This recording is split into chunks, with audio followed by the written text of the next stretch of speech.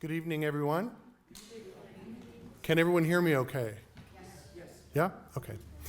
My name is Bill Tyler, and I'm the Fire Chief for the Novato Fire Protection District. I'm also President of the Marin County Fire Chiefs Association, and we're very pleased tonight to bring to you a presentation that was put together. It's a joint effort between FIREsafe Marin, which you'll hear more about in a minute, and different fire agencies and stakeholders spent many hours putting a presentation together that we think is really the best 2 hours that you could possibly spend on personal preparedness for a wildland fire.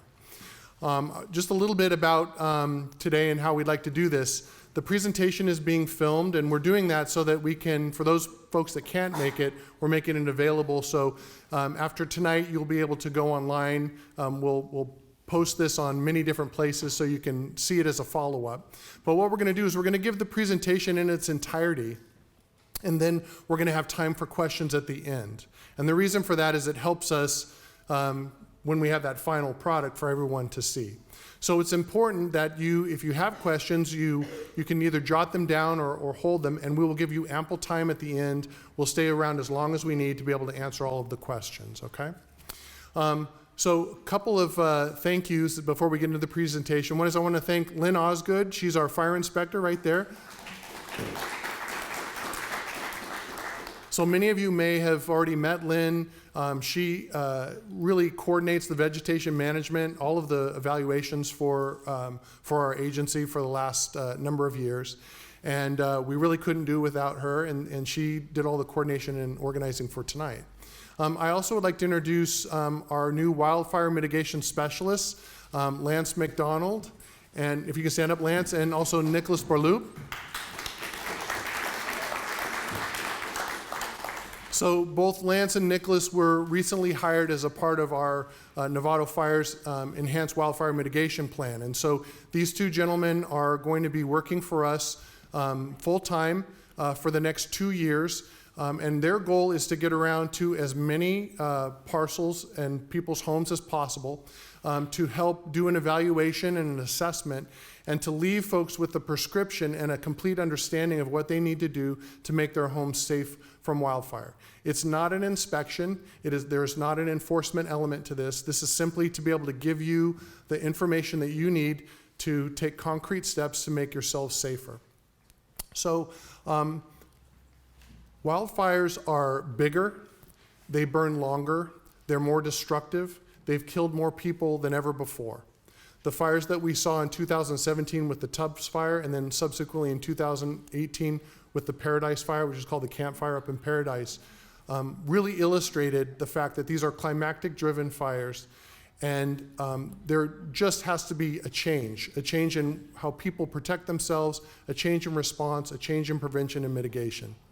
So with those fires came a very high level of fear. And tonight what we hope to do is to take the level of understanding, which for most people is down here, and we want to raise that up. We want to make sure that you've got concrete actions that you can take so that you become empowered. We want you to have power, freedom, and peace of mind, that the things that you learned tonight you can automatically put in play for your own self and for your neighborhoods. So I'd like to introduce tonight Todd Landau. Todd, come on up, Todd.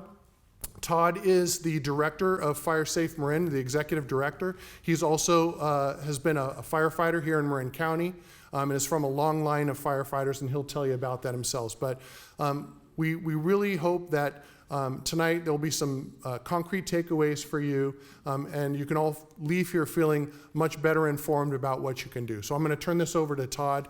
And again, if you can hold your questions until the end of the presentation, we'll make sure that we answer all of them before we're done. Thank you.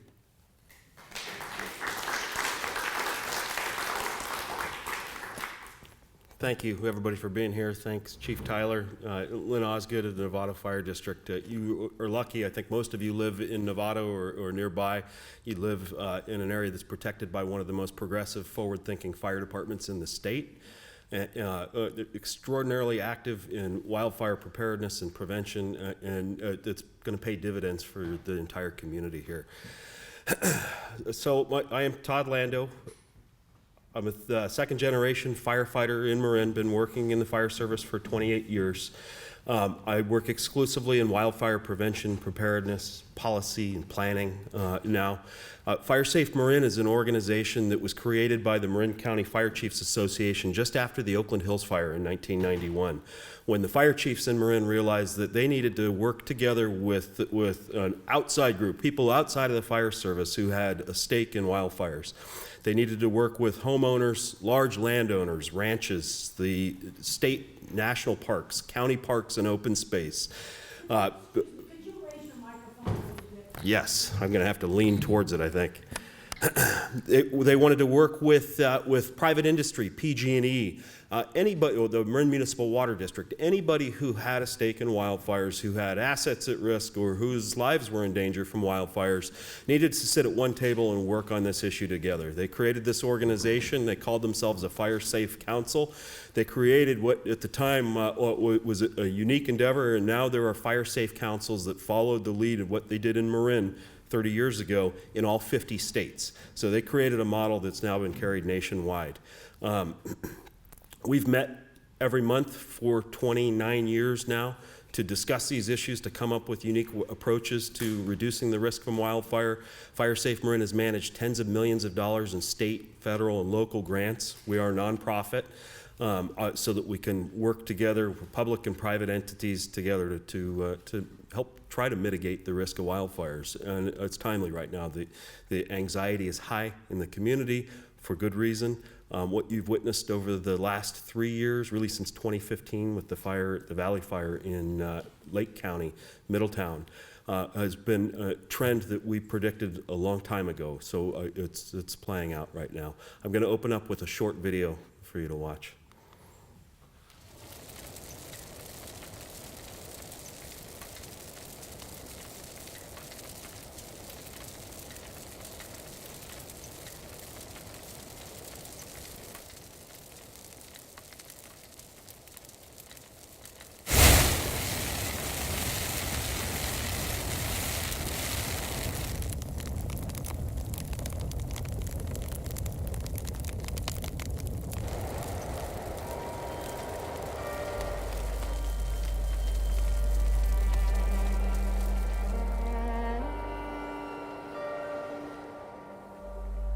In the western United States, I believe something like 5 or 6 states within the last 10 years have had the largest wildfires they've ever had on record.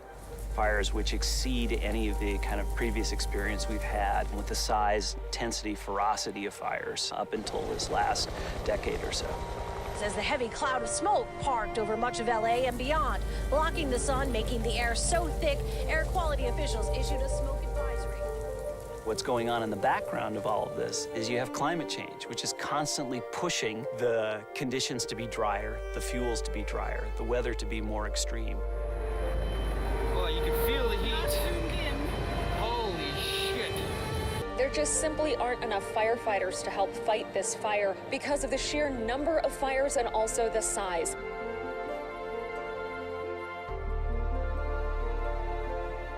We're seeing large fires in landscapes born and bred of fire now being destroyed by fire.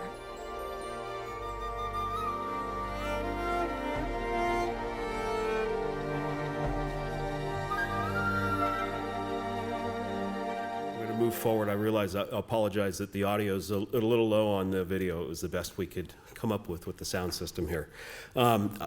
We live in a community, in a county, in a state that's subject to wildfires. Wildfires are a natural part of our environment. They've occurred here for millions of years.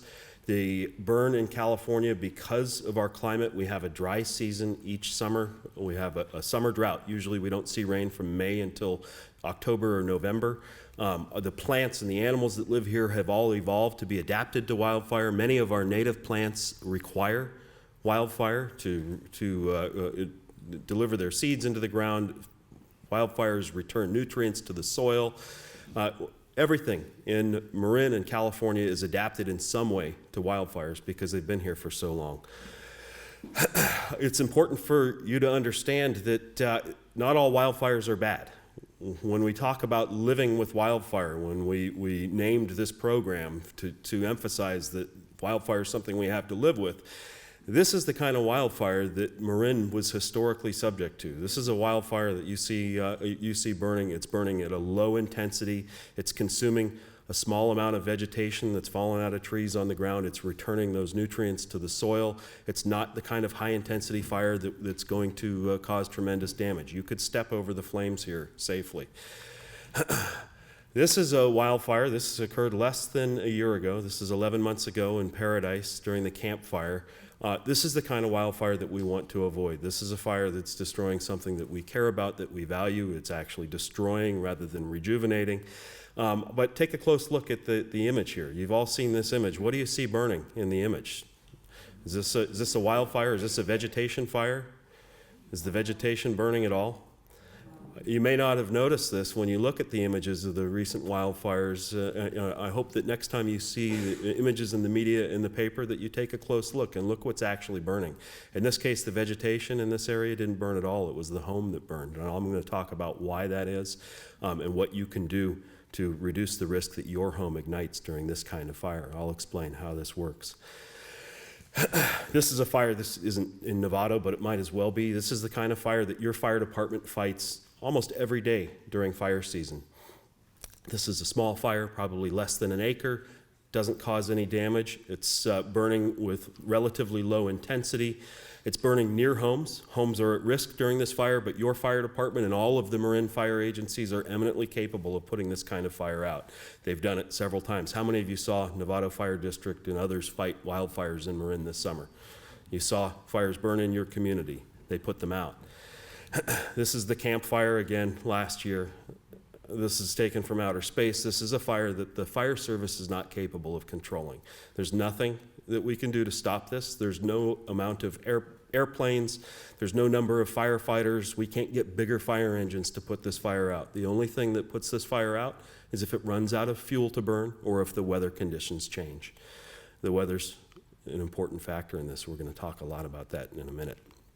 So Marin has a significant history of wildfires. We are not immune. I think most of you know that, but you may not realize how significant, how many fires we've seen in Marin and what kind of a role they've played in our recent history. This is a list of significant fires, major wildfires in Marin's recent history since the 1850s.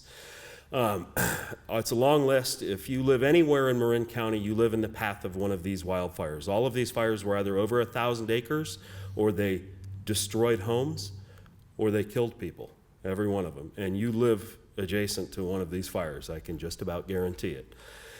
100 years ago, last month, the first urban conflagration that we know of burned in Marin. It burned in Sausalito, of all places, September 1919. This is a fire that burned about 35 homes in Sausalito. It burned on a day that 5 other major fires were burning in Marin. Fires in Mill Valley, Muir Woods, West Marin, they were all burning on the same day.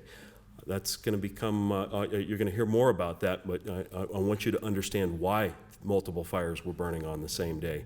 1923. This is the largest fire we know of in Marin's history. This fire started in Novato. It started near Pacheco Valley. It started overnight on a night when the winds were blowing from the east, and by morning it had destroyed the San Geronimo Valley. Lagunitas, Forest Knolls, Woodacre were gone. It burned through Marinwood and Lucas Valley. It burned into Sleepy Hollow, San Anselmo. It burned into Fairfax. It went out when it reached the ocean near Bolinas and ran out of fuel. This was about a 60,000 acre fire, coincidentally about the same size, a little bigger, we think, than the Tubbs fire was in Santa Rosa in 2017. Important to know that on the same day that this was burning, September 17th, 1923, the very same day, there was a major fire burning in Sonoma and Napa counties. It started in Calistoga and it burned to Santa Rosa. It followed the exact same path as the fire in 2017. And on the very same day that this fire was burning, a major fire started in the city of Berkeley. It burned up and through the Oakland and Berkeley Hills. It burned through the University of California campus. It was called the Great Fire in the city of Berkeley until 1991.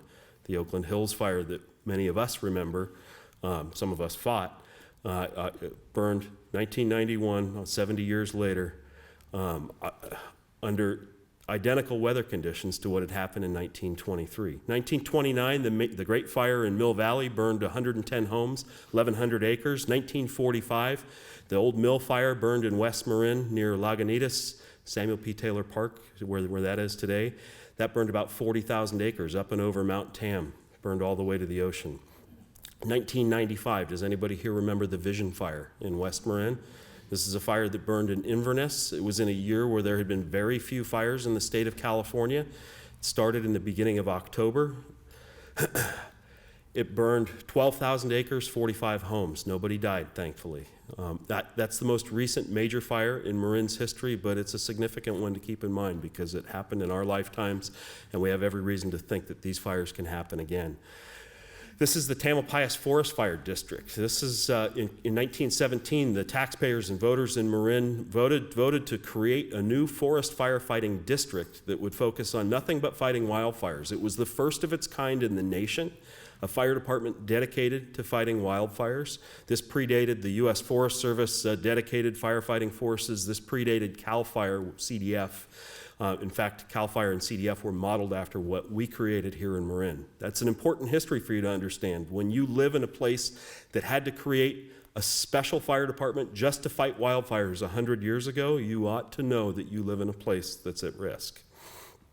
All of the fires that I just described, from whether it's the North Bay fires in 2017, the 1991 Oakland Hills fire, or all of the major fires in Marin's history, burned under a similar set of conditions. They had one common denominator.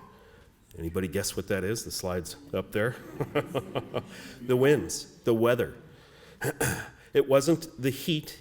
Hot weather doesn't tend to exacerbate wildfires. Heat does not play the role that you might think it does. When it gets hot, we hear sometimes on the news that the fire danger might be high. That's not necessarily the case.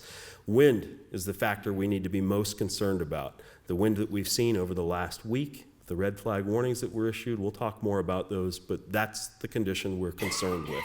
These winds, the wind conditions happen typically in the fall. September and October are the months where we see them.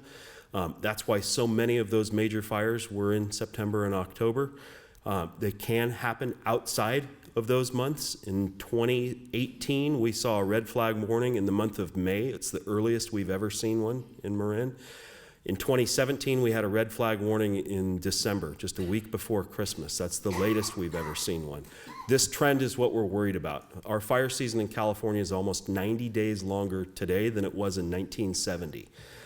That's due to climate change. That's due to the factors, the long-term drought, and this is significant. We are seeing more days of these types of conditions with these wind conditions today than we saw 40 years ago, 75 years ago. We have every reason to believe that that trend is going to continue. Our fire seasons are going to get longer, and we are going to see more days of these types of conditions in the future.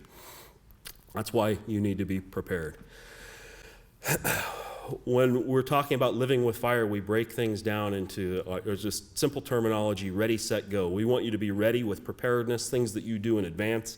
Being here tonight is part of your preparedness. The things we'll teach you tonight are part of your preparedness. We want you to be set with situational awareness. We want you to be aware of the weather. It's been hard to miss for the last week. That's a good trend. In the past, people were not focused on the weather, and we don't think that the community understood how significant the weather was in these fires. Does anybody remember what happened on October 5th, 2017, 3 days before the North Bay fires? The National Weather Service issued a red flag warning 3 days before the fires started, 3 days before the winds arrived, and they predicted that these would be the most significant wind conditions that we had seen in the last 20 years in the North Bay. They were right. The winds materialized exactly as they had been forecasted, and those fires started overnight. Situational awareness means that you're aware of what's happening with the weather outside, what the risk factors are, and that you're constantly paying attention to these things that put you at risk. We want you to go early when a fire starts. We're going to talk a lot about that. I'm going to focus primarily on your personal safety tonight, your personal preparedness and your families. We're going to cover very briefly. I'm going to really move quickly through the slides on defensible space and home hardening. They're important topics, but where we think the biggest gap in knowledge is in the community is around what to do, how to prepare yourself, how to evacuate when a fire strikes. So, watching the fire weather. Red flag warnings, it's been hard to miss. Is there anybody here, just by chance, I'd love it if somebody raised their hand, that wasn't aware of the red flag warning that was issued by the Weather Service last week? Well, no, that's great. You all know. The National Weather Service issued a red flag warning last week. Red flag warning, when they use the terminology warning, it means something. It's significant. It's no different than a tornado warning. Did anybody live in the Midwest or ever experience a tornado warning in the Midwest? When they use the terminology warning, it means that the weather conditions they're predicting are imminent. They're going to happen. They're already observing those conditions. So when they use the term red flag warning, it's not just a guess that this is coming. It means that these conditions are coming. There are no categories of red flag warnings, and in some ways I think we wish that there were, because sometimes the winds can be up at high elevations, sometimes they can be at lower elevations. It's important that when the warning is issued that you actually read what they say about that warning. Different red flag warnings can result in the power outages, the power shutdowns that we saw recently. Those are going to be based on the actual conditions that are predicted with the red flag warning. How do you monitor that? TV, news, and radio. They're not letting up on this. You're going to hear it on the television. You're going to hear it on the radio. You'll see it in the IJ. If you read the IJ, look at the weather section. It's hard to miss. We had red flag warning information on the freeway signs. Caltrans was running it. The fire agencies announced the red flag warning via Nixle. We need this information to get out into the community because it's so important for you to know when these conditions are coming. We also want you to look and listen, be observant. You can tell when the winds are blowing from the east or the northeast. You can tell when there's smoke blowing from the east or northeast. You can smell it, you can see it, you can feel it. You can observe this, and sometimes these conditions you can pick up even if you missed the Weather Service's forecast. So when a fire is burning nearby, this is an important time for you to take steps to prepare yourself. This is when you really begin the processes we're going to go through. We want you to monitor all of the information sources. Does anybody remember the fire that burned out near Black Point just a month ago?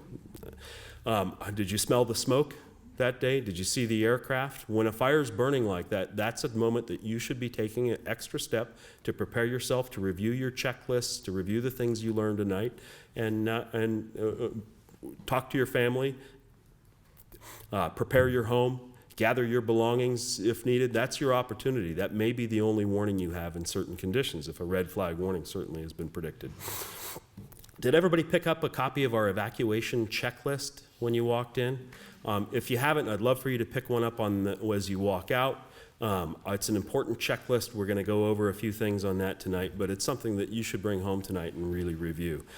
When there's a fire burning nearby, we want you to prepare yourself first. This is kind of like when the oxygen mask comes down in an airplane. It's counterintuitive to parents to put their mask on before their kids, but it's important that you prepare yourself first. We're going to show you how to dress, how to react when a fire is nearby. Then we want you to prepare your kids and your family. If you've got elderly parents, if you've got somebody that needs your attention, now's your time to take care of them. Then your pets. Your pets are critical. Many people died during the North Bay fires and the Campfire because they couldn't get their pets. We're going to talk more about that. The last thing for you to worry about is your home. It's insured. We hope that you'll have taken steps to better prepare your home, but once you've focused on your safety, then you can worry about your home and your belongings. And we need you to go early. We need you to understand the communication systems that we're going to use. That's the next slide. We need you to understand how we will notify you. We need you to leave immediately if you're ordered. We want you to leave if conditions worsen, even if you don't receive a notice to evacuate. We want you to leave if you feel unsafe or if you're just unsure. We would rather you leave than wait. We want you to follow this checklist if you've got time. This is what our checklist looks like. It's divided into 3 columns. The first column are things that you're going to do every time. These are things that you would do if a fire is burning nearby, even on a day when, well, like I just described, when it might not turn into a catastrophe. These are things you can do to better prepare yourself. The second column are things you will do if you have time.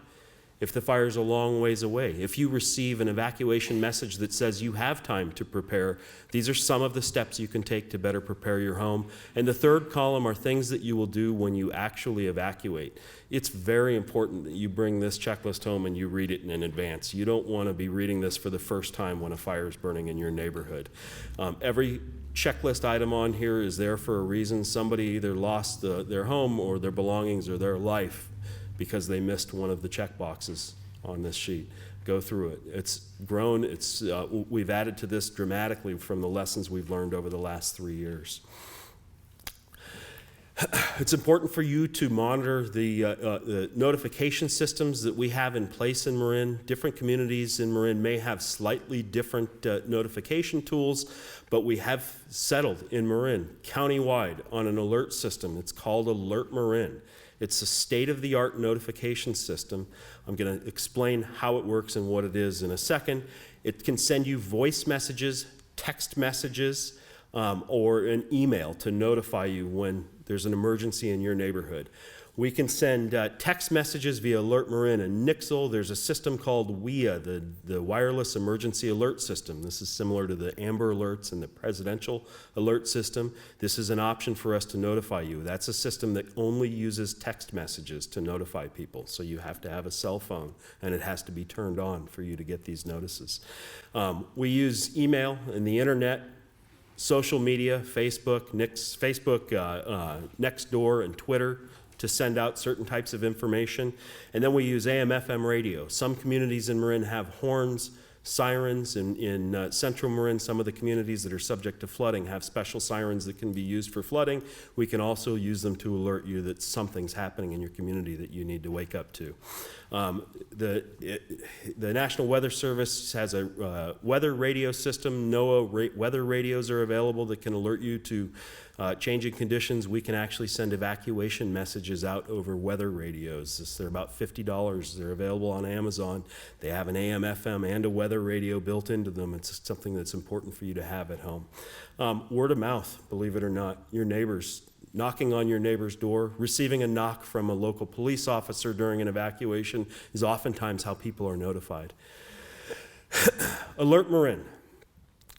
It's our primary emergency notification system. It's how we send alerts when you need to take an action at your home address. And that's important. We're going to differentiate that from some of the other tools we use. So it notifies you when you need to take an action at your home address. To do that, it needs to know your home address. You need to be registered for Alert Marin. You need to take steps to register yourself if you're not already registered. alertmarin.org. There's a simple online form for you to fill out. You can enter up to 5 addresses. We want you to be able to monitor other addresses than your home. So you may want to monitor your parents' home, the home of your children. You may want to monitor your kids' school. You may want to monitor your workplace. You can monitor up to 5 addresses, and you'll receive notifications if something's happening at any of those addresses. You can enter multiple phone numbers and email addresses. And it's important that Alert Marin can send voice messages, text messages, or emails. The voice message is critical. If you have a hearing impairment, you may need to receive a text message. But if you have a visual impairment, a voice message may work better. Many people don't pick up their cell phones at night. It's important that we ring home phones. Alert Marin is a high-tech, state-of-the-art system that can do that. It can ring every phone in Marin County simultaneously. We don't want to do that. That's not our plan. We want to target the people that need to evacuate. But the point is, it has the capability of doing that. Is everybody here registered for Alert Marin? Be honest. Anybody not registered? Well, this is great. 2 years ago when we talked about this system's been in place for almost 5 years. 2 years ago, very few people were registered for Alert Marin. We're seeing almost everybody now is registered. That's fantastic. Is everybody familiar with Nixle? We found historically more people were registered for Nixle than Alert Marin. Nixle is an information system that we use to send out informational messages. Sometimes I describe those as the soothing messages, the things that you'll receive that will ease your fears. Oftentimes the messages we send out by Nixle are messages like there's smoke drifting from a wildfire in the East Bay. You can smell the smoke all through Novato. We're not at risk. The fire's not in Novato. There are no evacuation orders. That's the type of information we're most likely to send via Nixle. Evacuation messages will typically not be sent out via Nixle for two reasons. Nixle can only target an entire zip code. We can't target individual neighborhoods, and we can't target the people who are in the path of a wildfire. We can only send out messages to the entire zip code, and we can only send out Nixle messages by text. So at night, very few people receive these messages, and if you depend on a home phone or if you depend on having an audio message, it won't come to you by Nixle. It only works with text messages, and it only knows your zip code. We use social media, Twitter, Facebook, and Nextdoor to disseminate information during an emergency.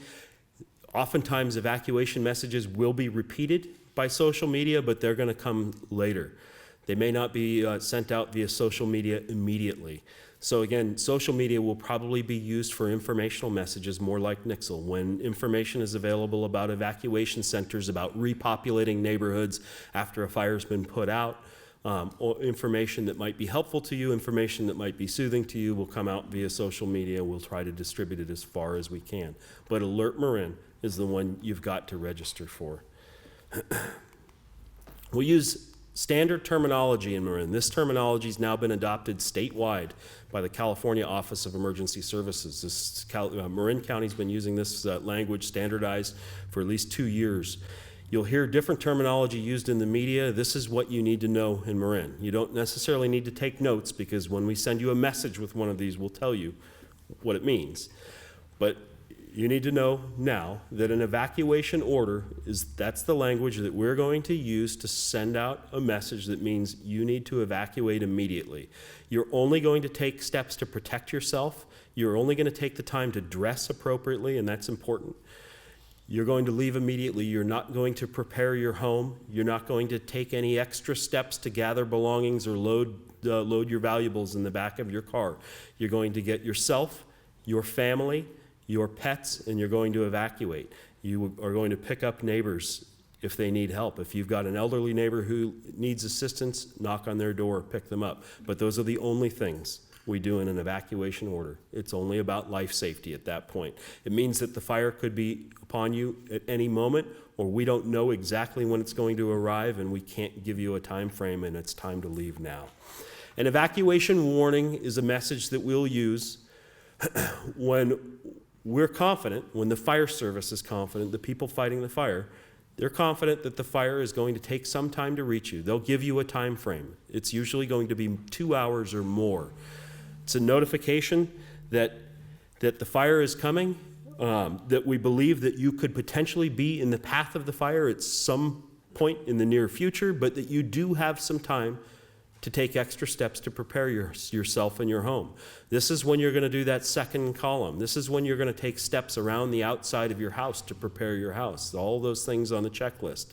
This is when you might have time to pick up grandma's photo album and some of your valuables and put them in the back of your car. We don't want you to take 119 minutes if we say it's 2 hours, but we do want you to take some extra steps, prepare yourself, and be prepared to leave if conditions change.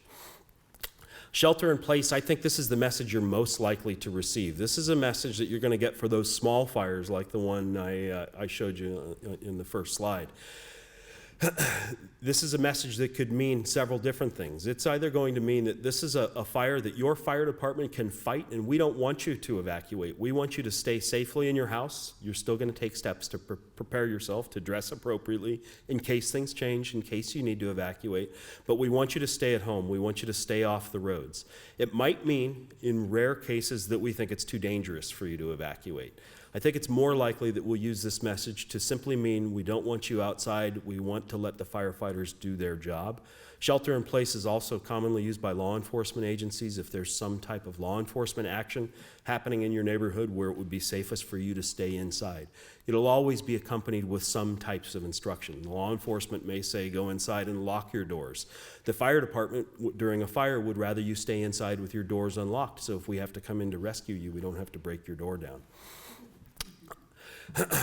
Important for you to understand these things in advance. Again, we will repeat these messages when they come to you. We'll tell you what they mean in the message you receive. You should all, because we live in Marin, because we live in California, have some kind of emergency preparedness kit. Did everybody feel the earthquake last night? We are subject to a number of different natural disasters here. We should have a kit prepared in our homes for any type of disaster. Wildfires require a few different items in a go kit. Wildfires require a kit that you should be able to pick up and evacuate with. Earthquake kits are going to be for your survival at your home after an earthquake, when you may have to go long periods without services. So whereas for an earthquake you may have 5 gallons of water on hand, for a wildfire you're not going to carry 5 gallons of water when you evacuate. While your wildfire go kit should be stored in a backpack, the items that belong in this kit are printed on the backside in the pink section of the evacuation checklist that's on the tables over here. But a couple of the unique items are the clothing that you need to wear when you evacuate. I've got a great slide. It's the next one coming up. The clothing that you need to wear, the safety equipment that you'll wear to protect yourself during a wildfire evacuation should be in your go kit. You're going to need flashlights. You're going to need flashlights day or night. We recommend multiple flashlights and a headlamp. Firefighters have flashlights in every pocket. Next time you see a firefighter, ask him, how many flashlights do you have on you? Because when things get bad, it's always dark, whether it's night or day. During the wildfires, when people evacuated Paradise, it was dark as night in the middle of the day. You need to be prepared for that. You need to have spare batteries and AM/FM radio, which is a great information source. When the power is out or during an evacuation, that should be in your kit. We want you to have spare medications, all of the things. There's about 25 items on that checklist. Please go through it and actually put this together. It warms my heart when I go into somebody's home to do one of these presentations and see that they've got a kit by their front door. During a wildfire, I've now said this several times, you need to be prepared to dress for survival. This may be one of the most important slides in this show. During the campfire, hundreds of people were burned.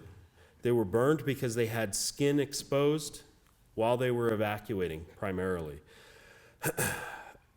When it's time to evacuate, when a wildfire is burning in your neighborhood, even if you receive an evacuation order that says evacuate immediately, you take a deep breath, you don't panic, you slow down, and you put these clothing items on. Even if it's 100 degrees out, you're going to put these clothing items on. Long sleeve shirt, cotton or wool, long pants, heavy boots or shoes with some ankle protection and socks. You're going to wear leather gardening gloves because they're going to be in your kit tomorrow, right? You're going to wear a floppy cotton hat. If you don't have one, go to Sports Basement and get one tomorrow. Floppy cotton hat's there for a reason. It's there to keep embers out of your hair. I don't know if anybody saw the horrifying pictures of the woman during the campfire running down the road with her hair on fire. Awful. Indelible image for everybody who saw it. But had she been wearing a hat, had she seen this, had she had a kit like this prepared, she would have kept those embers out of her hair, and she would have been spared that injury potentially. They'll keep the embers from going in your shirt. That's why firefighters wear helmets with large brims. If you have a hard hat, that's okay to wear it also. You want to protect your eyes. One of the most important items on this list are goggles. You need to have goggles that'll fit over your eyeglasses if you wear glasses. You should put your goggles on before you step outside. Number one injury for wildland firefighters are eye injuries. Wildland firefighter steps out of the fire engine in a gust of wind, kicks sand or embers into their eyes, and they're done. They can't fight the fire anymore. I spent the night in the back seat of the fire engine fighting a wildfire in Novato about 20 years ago, pouring water from a canteen into my eyes because I didn't follow this basic rule. If you lose your vision as you step out your door to evacuate, you may not be able to evacuate, and it might cost you your life. I think these goggles are actually life-saving devices, and you may not have thought about it that way until just now. We want you to protect your airway. We don't want you to breathe in the particulates. You should protect your airway with an N95 dust mask. That's about $1 at the hardware store. And a cotton bandana or a wool scarf over your face. No skin should be exposed at all. Those gloves, the leather gardening gloves, are more important than you might think. How many people are afraid of being trapped in their cars or having their road blocked during a wildfire evacuation? We're going to show some slides and talk about that. People are frightened of that. If your road is blocked by debris that's fallen during a wildfire, it's there because it was on fire. It's going to be hot. You very well may be able to move that debris out of the road, but not unless you have gloves on. The gloves can be a life-saving tool for you. They can protect your hands and allow you to drag a hot limb that's been smoldering and that's fallen in the road out of the road. It can save your life. It can let you continue your evacuation safely. You need to think about a go kit for your pets. Your pets need to be prepared. How many people have a cat or a dog? How about large animals, horses? A little more common in this community. I already said people lost their lives because they couldn't find their pets, they couldn't find their animals during the North Bay fires, during the Campfires, during the Oakland Hills fire, and others. You need to have your pets microchipped and tagged. You need to have a carrier or a leash ready at all times. This should be part of your go kit. Don't go scrambling through your garage to find an extra leash or find that carrier when the fire's already upon you. Your cat will be so far underneath your couch when your neighborhood's on fire, you're never going to see it again. You've got to get your animals together when you're calm before things get bad in your neighborhood. They'll sense it. Get them into that carrier. We found this picture on Amazon. It's a great carrier because it's got the little annex that folds down, and you can put a bowl of food and water in there and keep your cat by the front door. They'll survive. They might make a lot of noise. They won't be happy. But keep them in a place where you can get them so you can move them at a moment's notice if things change and you need to evacuate. We don't want you to be this person. We need you to evacuate. What this person's doing is absolutely ineffective. He's not dressed appropriately. This is during the Oakland Hills fire. That house did not survive. I hope that he did. I assume he got out in time. But where he's standing on the ridge of that roof, it's steep. He's spraying water on the roof, so he's taking a dry roof and making it slippery. If he falls off of that roof, it's going to take a fire engine and paramedics on an ambulance away from the fire to go patch up his broken leg and take him to a hospital. He needed to be in his car and evacuating at this point. Incredibly important. What he's doing with that garden hose is ineffective. Has anybody ever experienced the strong Santa Ana winds? Some of you might have felt them here last week. They were up high. Felt Santa Ana winds in Southern California? Anybody who's ever stepped out of a swimming pool in Southern California knows that your hair dries instantly during Santa Ana wind conditions. That's what's going to happen to his roof. What he's doing is not going to protect his home. It's not going to work. When he steps away, that roof is going to dry instantly, and it's still going to be at risk of igniting. We want you to evacuate by car, and we want you to stay in your car if you can. You're safer in your car. I know there are going to be some questions about this. We want you to have your lights on. We want you to turn it to inside air. I always joke, but it's true. Put it in the skunk mode. You know what you do when you have a dead skunk in the road. You turn it onto the inside recirculating air so you can't smell the skunk. We want you to turn the AM/FM radio on, tune to one of the radio stations that's on the back of your checklist. Those are the Bay Area news stations, KGO, KQED, KCBS. Those are the best stations. If you're in West Marin, there are 2 KWMR stations that are exclusive to West Marin. You will get good information from those radio stations. They will be relaying information about where to go and what's happening with the fire. We want you to avoid fire roads. We want you to take the fastest route to a valley floor. We want you to head towards the widest road in your community. During the campfire, and this is going to be shocking to some of you, nobody died in their car if they stayed in their car on pavement. Not a single person. I've got some pictures that I think I'll show you in a second that I suspect will make you doubt what I just said, but it's true. We want you to consider refuge areas, temporary refuge areas if you feel trapped or if the road's blocked. These are areas like wide parking lots. I'll show some pictures of them in a second. And we want you to carpool. There should never be an empty seat leaving your neighborhood during an evacuation. The single best thing we can do to reduce traffic during evacuations is make sure there are no empty seats. That means that if you are evacuating with your spouse, you don't take both cars. You take the car that's most capable of getting you out of the neighborhood. It means if you've got a sports car, brand new, beautiful sports car, and an old SUV, you might need to sacrifice the sports car and take the SUV because it's got the capability of getting you places your sports car can't. You need to think about how much fuel you've got. If your sports car has a full tank of gas and the SUV's on empty, that might be a condition where you take the sports car. You need to think about that. People during the campfire, many people ran out of fuel during their evacuation, had to abandon their cars, get in other people's cars. So you're never going to take a fire road. You're never going to try to evacuate by fire road, no matter how logical it seems to you now, it's not. Firefighters never evacuate to an area where there's unburned vegetation. Fire roads lead to places that are less safe. Places where there's unburned vegetation can be catastrophically dangerous to you. We don't have, that I know of, any staircases in Novato like some Marin communities do, but there are some places with staircases and paths that lead between neighborhoods. These are things that you can use as a last resort. We want you to take your car as your first option every time while you're evacuating. Your car provides a huge amount of protection. And now is the point where somebody says, but I saw these pictures of the cars burned up during the campfire. You might have heard about people who died in their cars during the Oakland Hills fire, and it's true, there have been fires where people have been trapped in their cars. That's the exception to the rule. 250,000 people evacuated the North Bay fires and the Camp Fire. Everybody who got in their car and stayed in their car on pavement survived. There's no exceptions to that. There were no bodies in these cars.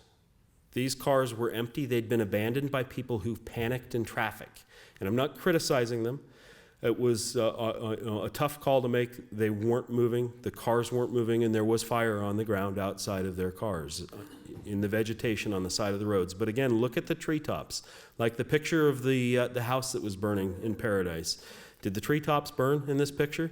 No, what this was a low-intensity fire. It was frightening. There was smoke, there were embers, people were scared, and I understand that. But they chose to evacuate on foot. They put themselves at far greater danger when they got out and ran for it than they would have been had they stayed in their cars. Doesn't seem that way because you see these cars are burned up. These cars burned up, in some cases, hours later when the decision was made by the deputy chief of the Marin County Fire Department, Mark Brown, who was the incident commander on the campfire at this point. He made a decision to use bulldozers to push the cars off of the road so that fire engines could access the Feather River Hospital to evacuate, I think it was about 50 patients and staff who were trapped at the hospital. They were trapped there because people had abandoned their cars in the roads and the cars were impassable. Those cars were pushed into burning vegetation by CAL FIRE bulldozers. They burned after the fact. There was nobody in those cars when they burned. I want you to watch this video.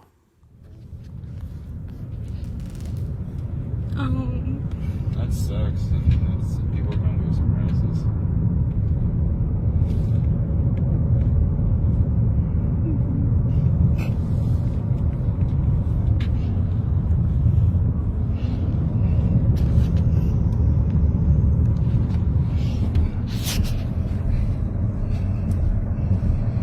Heavenly Father, please help us. Please help us to be safe. I'm thankful for Jeremy and his willingness to be brave.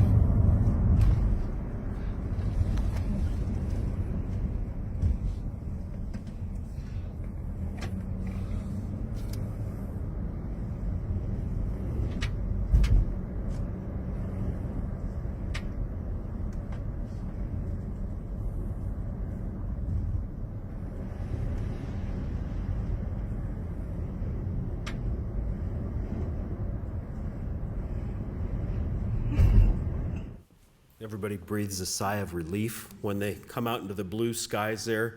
But I want you to think about this a little differently. Look at what you just watched and ask yourself, at what point was that person in the greatest danger in that video? Any guesses?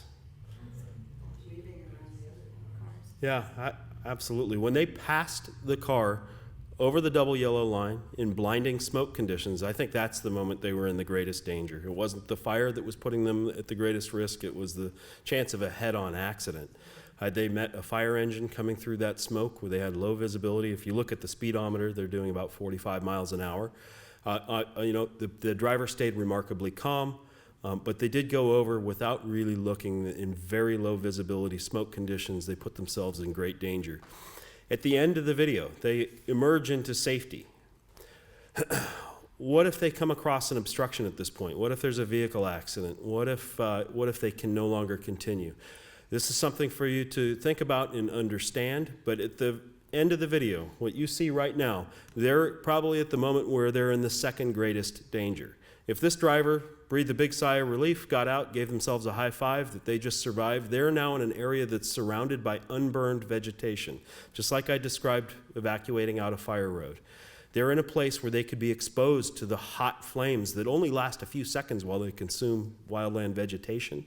They're in a place where they're in great danger. They need to keep going. I'm not suggesting that they should have stayed back where it was on fire, but they need to keep going at this point, and you need to be aware of the extreme danger you're in when you're in a place with unburned vegetation and a wildfire is burning towards you. The very beginning of the video, the flames were relatively small. They get bigger in the middle. The reason that those flames were small in the beginning was the vegetation. The fuel for the fire had already been consumed. It can't burn again. Firefighters know this. They call it the blackened area, the black area. They step into the black for safety. When you're standing in unburned vegetation, you're in extreme danger. When you're in an area that's already burned, you're in relative safety. So had the car run out of fuel or stopped in the very beginning, they actually would have been in a place that was relatively safe. The fuel had already been consumed. The flames were already dying down. I'm not suggesting that they necessarily stop there, but I want you to be aware of that. If you become trapped in a place where the fuel has already burned, you might not be in the great danger that you think you are. I would like you to watch this video. This is an evacuation in Alberta, northern Canada. This town burned in 2016. Fort McMurray, it burned again this year. They're subject to fires. They're close to the Arctic Circle. It's worrisome that they're seeing dramatic wildfires this far north. This is a tremendous fire. You can see the fire burning on the right side of the road, burning in timber. You can see that cars are fairly close to those flames. If you're in one of those cars, you certainly feel the heat. But the cars did not burst into flames. Nobody died during this evacuation. You may not realize that the cars are using both lanes to exit. So they're doing what we call contraflow. They're driving against the traffic. They've been instructed to do that. All lanes are leading out of the community, and they were able to evacuate more than 100,000 people safely on those roads using that. People stayed very calm. They didn't abandon their cars. They didn't get out on foot, and they all survived. People ask, which way should I go? Where should I evacuate to? Novato Fire District is working with a developer who develops maps, map products, evacuation maps that are extraordinarily easy to read under stress. Other communities are working on this. The one I'm showing you is a draft map for the town of Fairfax, but you're going to see maps that will be published soon in your community with primary and secondary evacuation routes and instructions related to evacuating. What I want you to know is you probably already know the route out of your neighborhood. There are no secret routes. The maps that are published by the fire service, which we think they'll come out for every town in Marin in all likelihood in the next year, they're not going to teach you any secret way out of your neighborhood. You know how to get to your grocery store, and we tell people that the route that you take to your grocery store is in all likelihood the route you're going to use to evacuate. I told you early on that we want to see people evacuate downhill, off of the hillsides, into the wide roads of a valley floor. That's the safest place you can be. We want you then to move out of the community or away from the fire. But getting yourself to the wide roads on a valley floor, you are in relative safety. You've made it. You can give yourself a high five, just don't get out to do it. The maps will have important information. They will signify some what the fire service believes are temporary refuge areas, places like ball fields, parks, golf courses. Open lots without vegetation that can burn, places with irrigated green lawns, those are places where you could potentially take shelter for a short time during a wildfire if the roads were unpassable. If there was no way for you to get out, those are places where you would likely survive the wildfire during your evacuation. We want you to think about power failure during wildfires. I'm going to kind of skip through this quickly because I think we've all given a lot of thought to this week. But I want you to be aware that during public safety power shutdowns or even during a power failure that might be caused by a wildfire itself, you need to be prepared to have backup power for your communications. A $99 backup battery, it's called an uninterruptible power supply, can power your home phone for about 12 hours, sometimes longer if you get a bigger one. They're on the shelf at Costco right now. You plug them into the wall, you plug your phone into that outlet. It'll power it by battery when the power goes out. You should be thinking about the potential need for permanently installed generators that run off of natural gas or propane are the safest, and we want you to think about these things. We really want you to think about a battery backup for your garage door. If you were to purchase a brand new garage door opener, they have battery backups built into them, but your older model may not. You can buy a retrofit kit that will power most existing garage doors. With a battery, the packaging says they'll open it about 50 times during a power outage, and the most important thing is that they will close your garage door during a power outage. So if you have to evacuate in the middle of the night and your car's in the garage, you'll be able to open it because the light on the button on the wall will be illuminated. You'll open your garage door. If you are unlucky and you see fire outside in your neighborhood like hundreds, if not thousands of people did in Santa Rosa in 2017, when the community of Fountain Grove burned. 2,000 homes burned there. Many of those homes were left with their garage doors open. People at 2 in the morning, when they were alerted to the fire by neighbors knocking on their door or the smoke detectors going off in their own home, had to open their garage doors manually by pulling the red handle. You've probably done that before, but it can be difficult to do in darkness when your car is parked underneath that handle. Some people were never able to get their garage doors open. When they did open them, if they drove out, very few people, if any, had the wherewithal to go back into their garage, close the door manually in total darkness, relatch it, and go out through their front door. And that's what you would have had to do to leave your home in a state where it was protected from embers. If you leave your garage door open and drive away, embers are going to blow into your garage, and I don't care how clean you are, they're going to find something in your garage to ignite, and you're going to lose your home. So closing your garage door behind you is important. The only way you're going to be able to do that during a power outage is to have a battery backup. $99. They're on the shelf at Home Depot, some of the local hardware stores, or a new garage door opener is usually less than $250 with a battery built in.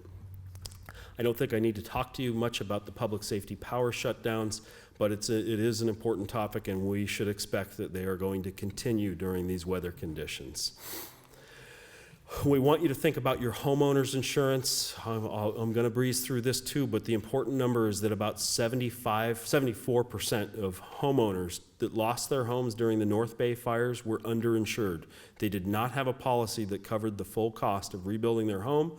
They didn't have a policy that covered building code upgrades that may be required when you rebuild your home, or they didn't have enough living expense coverage.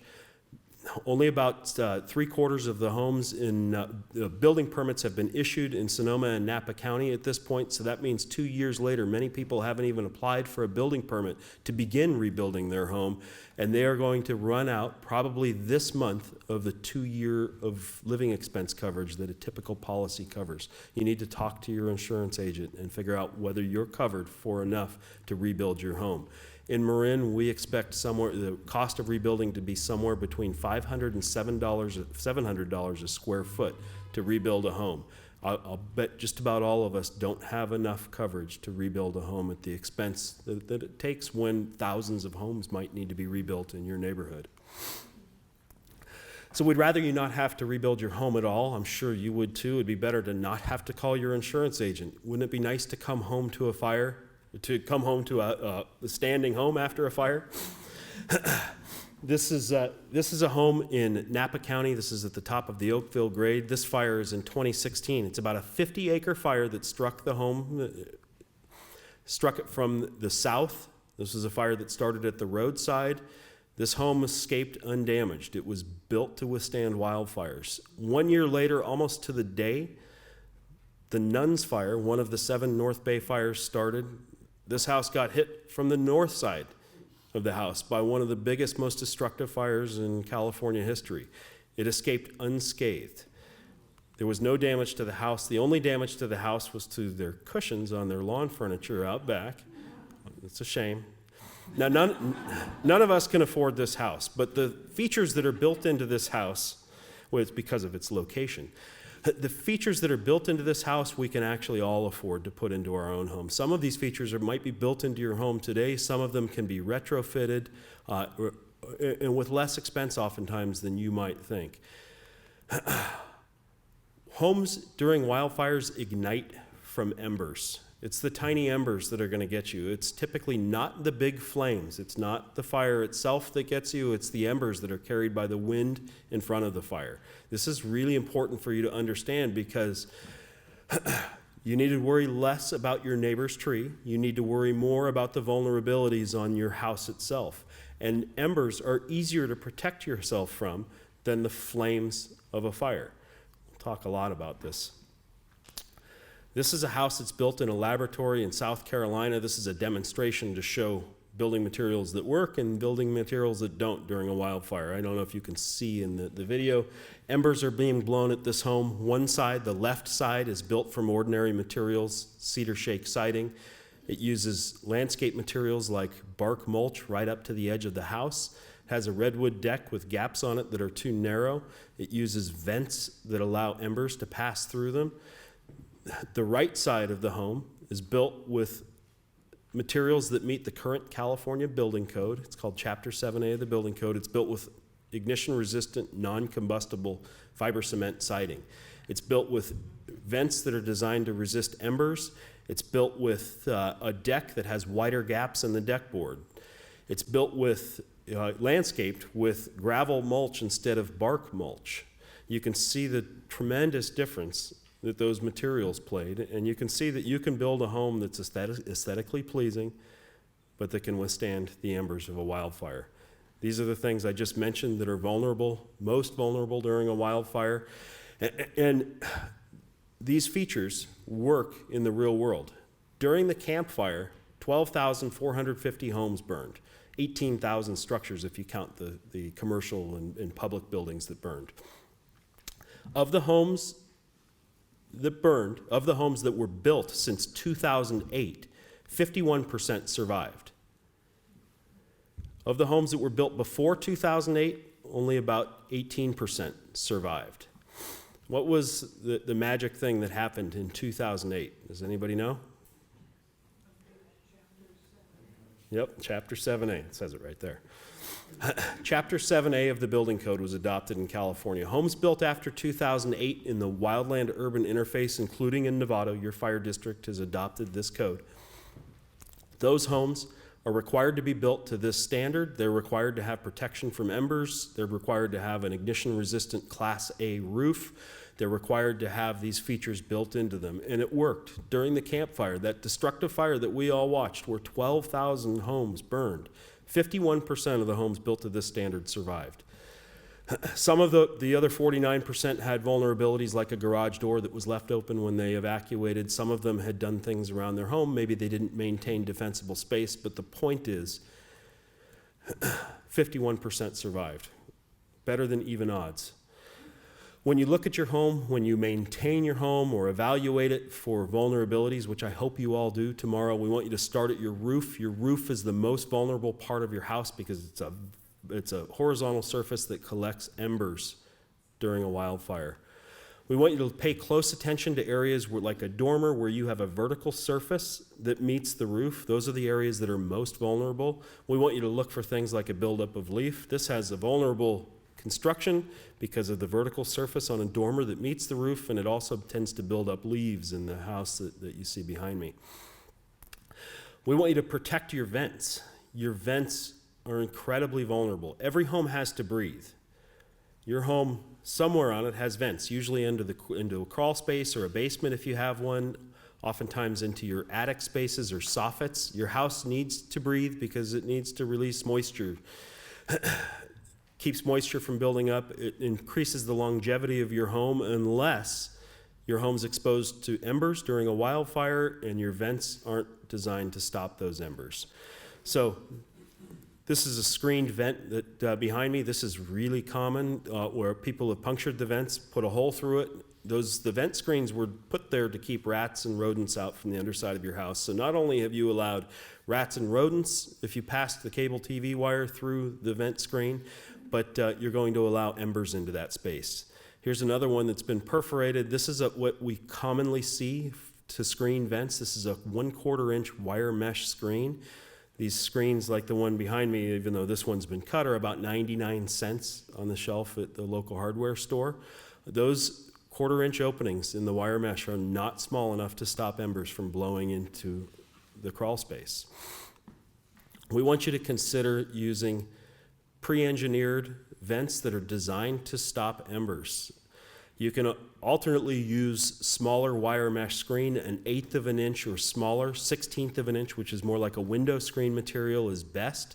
But there are pre-manufactured vents. The one in this picture is manufactured by a company that's actually located in Marin County, Vulcan Vents. This is a foundation or a crawl space vent made by Vulcan. These vents will stop all embers from passing through. These vents will also close off entirely if they're exposed to heater flames. This is really important. If you have a vent that sits above a deck or another surface that could ignite, or if you have a wall where leaves tend to build up in the fall during those months where wildfires are most common, and leaves might ignite at the base of your walls from embers, a Vulcan vent or one of the other manufactured vents like this, there are 3 manufacturers that make these types of vents. You can use those vents to prevent the heat and the flames from entering that space in your house. These are about $30 a Vulcan vent. So it's about, I told you, the 1/4 inch wire mesh screen is about $1. This is 30 times as expensive. I retrofitted my entire home with Vulcan vents. I have a stucco house. My biggest vulnerability was my vents. When I assessed it, I had 9 vents that needed Vulcan vents. So I retrofitted my home for less than $300 and I installed them myself. There are 2 other manufacturers that make these vents, Brand Guard and Embers Out. They make great products. Any one of them would work. I retrofitted my home for less than $300. I have a $3,000 deductible on my homeowner's insurance. So for 10% of the cost of my deductible, I protected my home from its biggest vulnerability. You should be looking at this too. This is what a Vulcan vent looks like installed under an eave. Your roof, again, is the most vulnerable part of your home. Your vents are probably the second most vulnerable part of the home. We want you to look at just the general condition of your house. Any gap or crack that could be caulked, first of all, it's good for your house. It protects the longevity of your siding. But those gaps, any of them larger than about 1/8 of an inch, are potential places where we have seen in science, or some of our testing has shown, embers can become lodged and ignite your siding material. Very importantly, we want you to look for the common combustibles that you store around your house. This is something that I think has been overlooked for too long. Jute fiber doormats. Again, I've said this probably 5 times now, but be honest, who's got a jute fiber doormat that looks just like that, right? It says welcome on it. They always have an oak tree on them. That doormat is made from a natural fiber. It's made from grass. It dries out, sits on your front doorstep. It collects embers during a wildfire, and they commonly ignite during wildfires. Your doormat may be making you vulnerable. You can take that doormat and put it on a shelf in your garage. You don't need it during the summer. You need it in the winter to keep your shoes clean. Put it on a shelf in the garage and replace it with a heavy rubber doormat. They're on the shelf at the hardware store right now. Rubber doormat for your doorstep during the summer months. Wood patio furniture. Teak patio furniture, not a good choice in Marin. I've joked about this. It's a first world Marin County problem in some ways, but the next time you're replacing your patio furniture, because you live here, need to be looking at the cast aluminum or cast iron metal patio furniture. We live in a place where having combustible furniture on the outside spaces of our house is not safe. It doesn't mean that you go home and toss your wood patio set, but you need to be thinking about that vulnerability. And it might be that during a red flag warning, or if you've been given an evacuation warning and you have time to prepare your house, that you move that patio furniture indoors, or you move it into your swimming pool, or you move it away from your house. Don't move it closer to your neighbor's house, but move it away to a place where it's not going to ignite your house. Things like the potted plants on your front steps. This is a cypress or a juniper bush that's in a potted plant. This is a significantly flammable plant that somebody's chosen to put on their front doorstep. Stucco home, stone steps. There are no vulnerabilities there except for a highly flammable plant and a wood front door. You don't want to step out that front door and find the flames from a juniper bush that's growing in a potted plant in your front steps. Give that some thought. Privacy screens, we see sometimes people use bamboo curtains or screens. They're a vulnerability. In this case, this is redwood lattice screening. If this ignites, and it will during a wildfire, it's going to put your home at risk. That heat is going to build up under the eaves of your house. This home has open eaves that tend to collect heat underneath them. It's highly vulnerable, and that privacy screen is going to catch you. This is very common. This one's a twofer because it's got the jute doormat sitting on top of the firewood.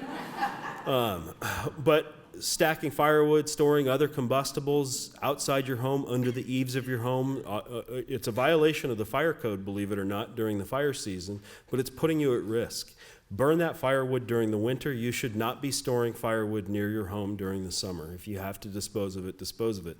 The irony is, in this picture, this person no longer even had a fireplace. This was just for decoration because they'd never gotten rid of it after they installed a gas fireplace. This is the mark that was left by somebody who was very lucky when their jute doormat burned. This was during the Woolsey Fire in Southern California. Most of you never heard of the Woolsey Fire because it burned during the Campfire last year, but 2,500 homes burned in Ventura County during the Woolsey Fire. That's where that doormat was. I see this all the time. We see the blue recycling cans. The lids sometimes are propped open. Amazon.com boxes are sticking out the top of the cans. They're tucked underneath somebody's eave. This was a significant vulnerability that we found during the North Bay fires.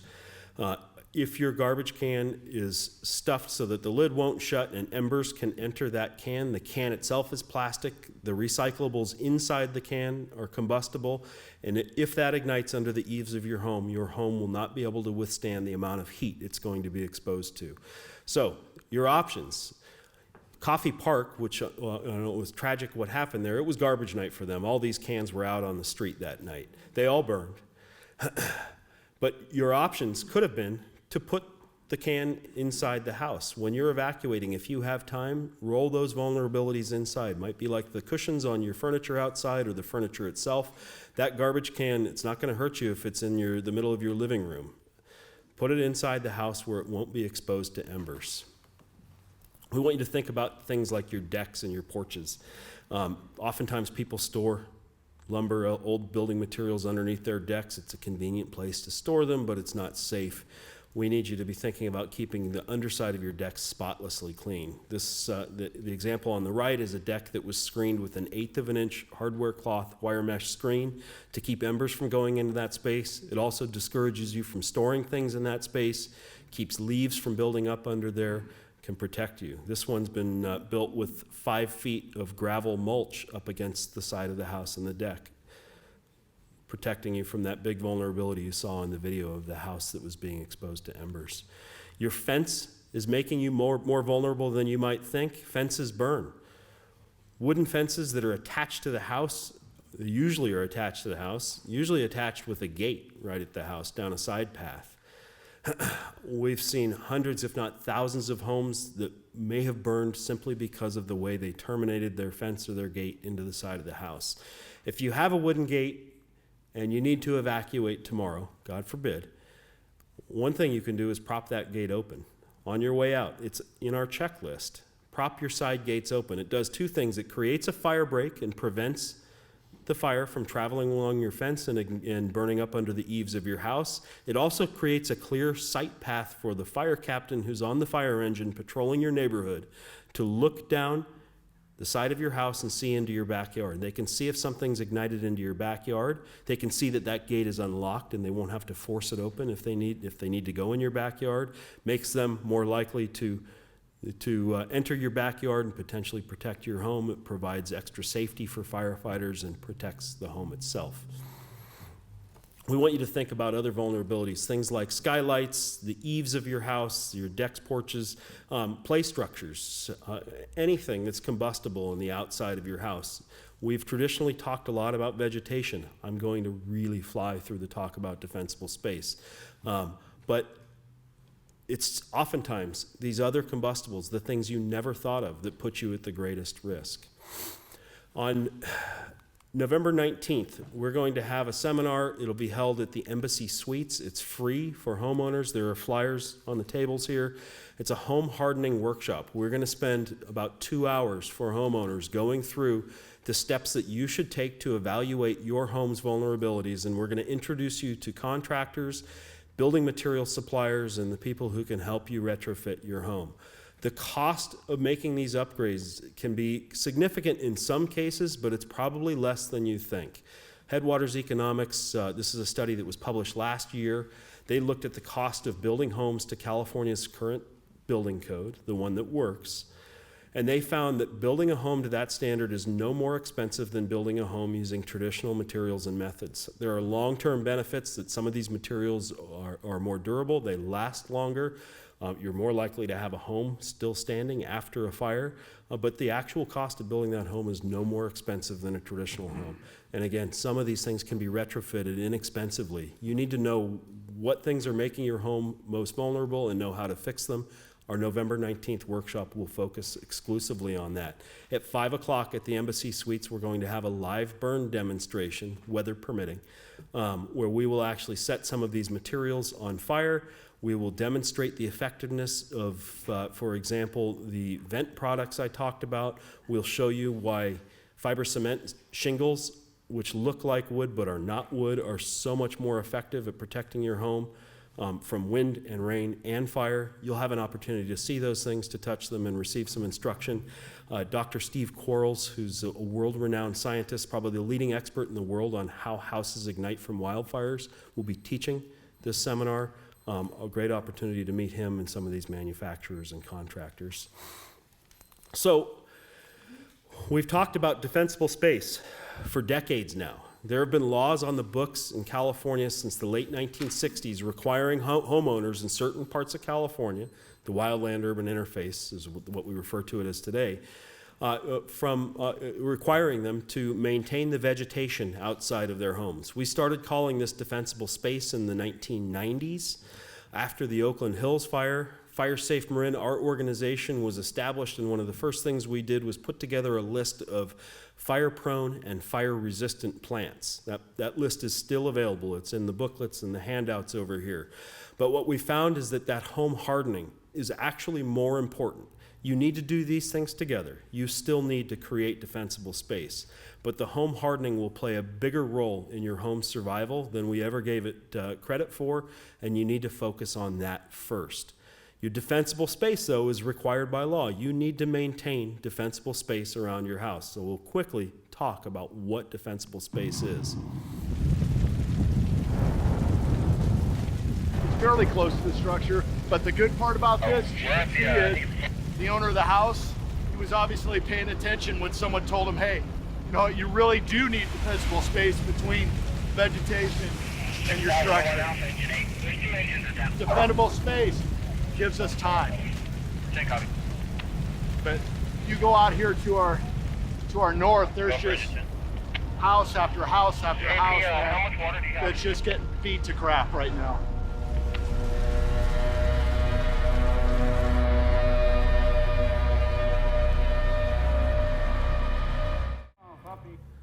So that's a great video in the sense that I love that this fire captain had the wherewithal to talk about defensible space while they're actively fighting the fire. None of us want our home or our landscaping to look like that house that's in the desert of San Bernardino County. That was defensible space. There was no vegetation at all within 30 feet of that home. 30 feet away, there was 10-foot tall chaparral. Doesn't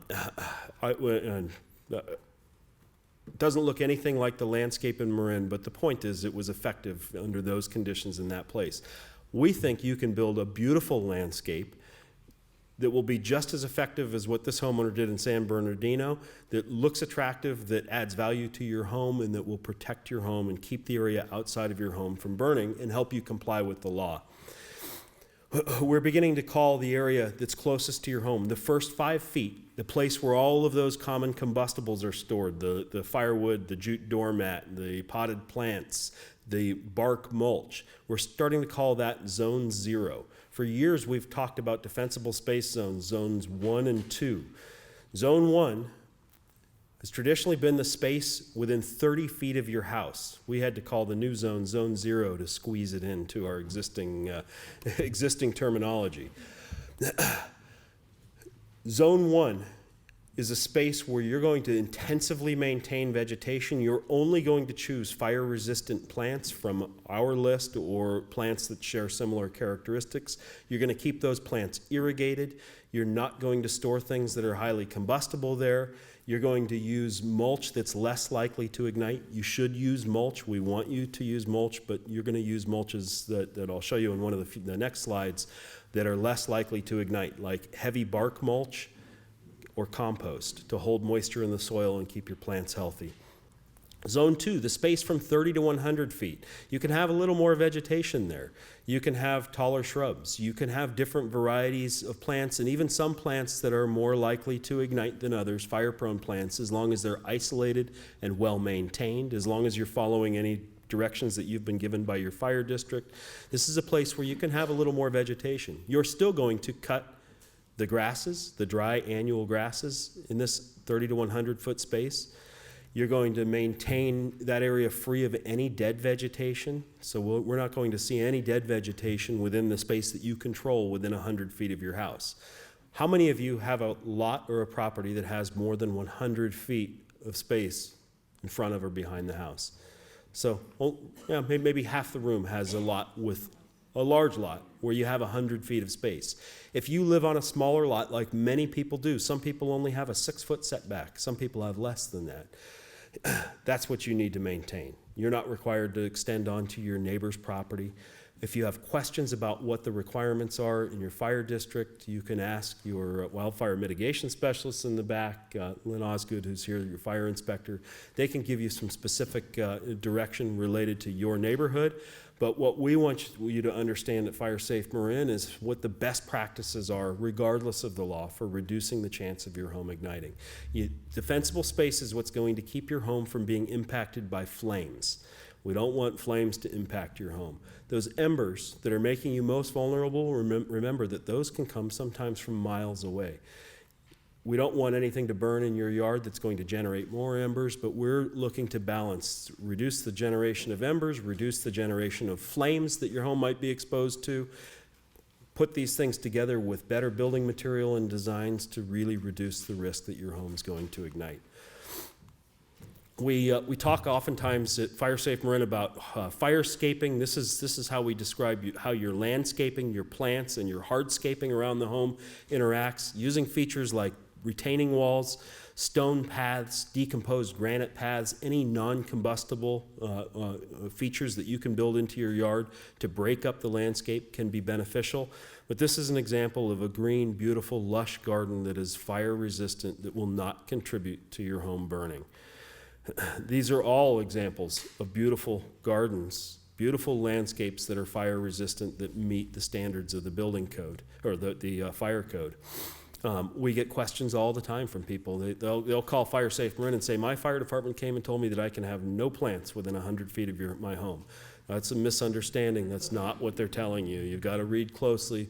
We're saying that no dead vegetation, particular varieties of vegetation, which we're going to show you in detail, need to be maintained. We want to reduce the amount of what we call ladder fuels. These are shrubs that grow beneath trees that can help transition a fire from grasses and from the ground into shrub height fuels and then carry the fire up into treetops. We're going to maintain it so that we don't have a fire ladder that can carry fire into the treetops. This is an example of a landscape that was managed to reduce those ladder fuels by reducing the shrubs and French broom in this case, opening up the forest. You can see that there's lots of trees, lots of vegetation there. We want to encourage oftentimes trees because of the shade they put on the ground. The shade holds moisture in the ground. The shade provides benefits to your plants, provides benefits to your landscapes, and can reduce the intensity of a fire. So we're not talking about landscapes that are devoid of trees. They're landscapes where we're maintaining our trees, though, maintaining trees so that they're limbed up 6 to 10 feet off of the ground. We tell you that you can maintain your trees you can limb the trees up a third the height of the tree, because if you have an 11-foot tall tree, we don't want you to limb it 10 feet off the ground. So you're going to be maintaining those trees to reduce the ladder fuel, reduce the likelihood of fire is going to climb up into the canopy of the tree.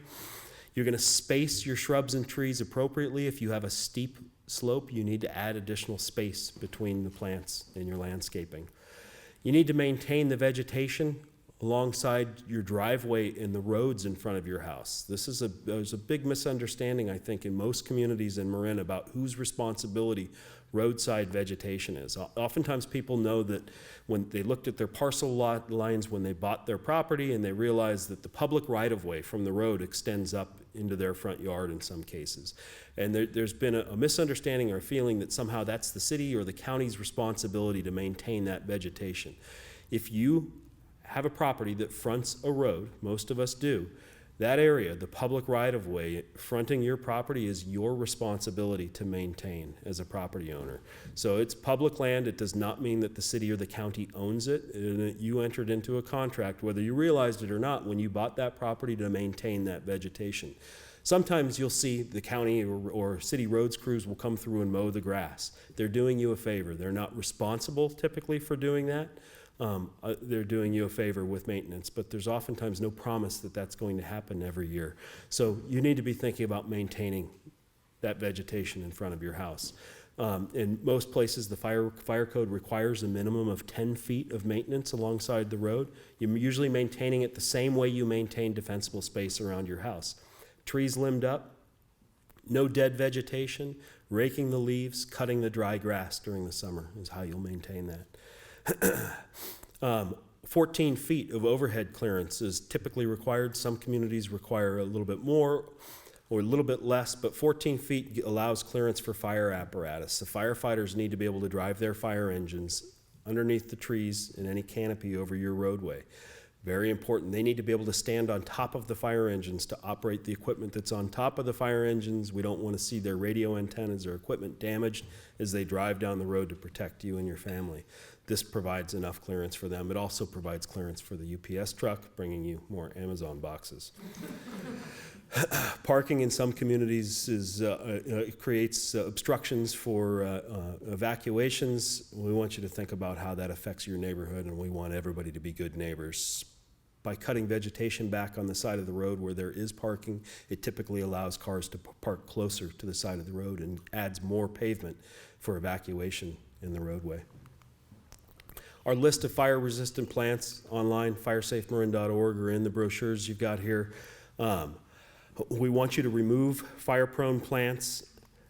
There's a handful of the worst offenders that just don't belong in any landscaping in Marin. You may have heard some of the stories recently coming out of southern Marin. The town of Mill Valley attempted to pass an ordinance that would change the way landscaping could exist within 5 feet of a home. They weren't able to pass that, or chose not to in the community, but in the end, they did pass an ordinance that specifically names 5 plants. We at FireSafe Marin think that those plants just don't belong in your landscaping. We think the current fire code actually is enough to limit the use of these plants in your landscaping. The most notorious are juniper bushes. Who's got juniper bushes in their front yard? Yeah, you should be giving some thought to them. I know more than that. During the drought in the 1970s, the Marin Municipal Water District, I'm not sure if North Marin Water District did this or not, but they gave away juniper bushes because it's one of the most drought-tolerant plants there is. It stays green year-round. without any water at all once it's established. It's also extraordinarily combustible. This is, again, the Fort McMurray fire in Alberta. This is a tremendous forest fire burning on the left-hand side of the screen. 100-foot tall flames.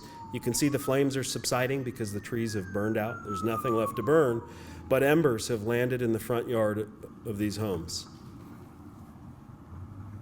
I want you to look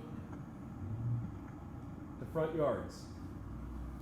Each of these homes has one juniper bush by their mailbox on the street in the middle of a green lawn. That's the only vulnerability in the vegetation around these homes. Watch the flames from the juniper bush. They're now about 15 feet tall. They're looking up underneath the eaves of that house. Now they're about 20 feet tall. That's from one small juniper bush, smaller than this lectern. Now the flames are about 30 feet tall. None of the homes in this video survived.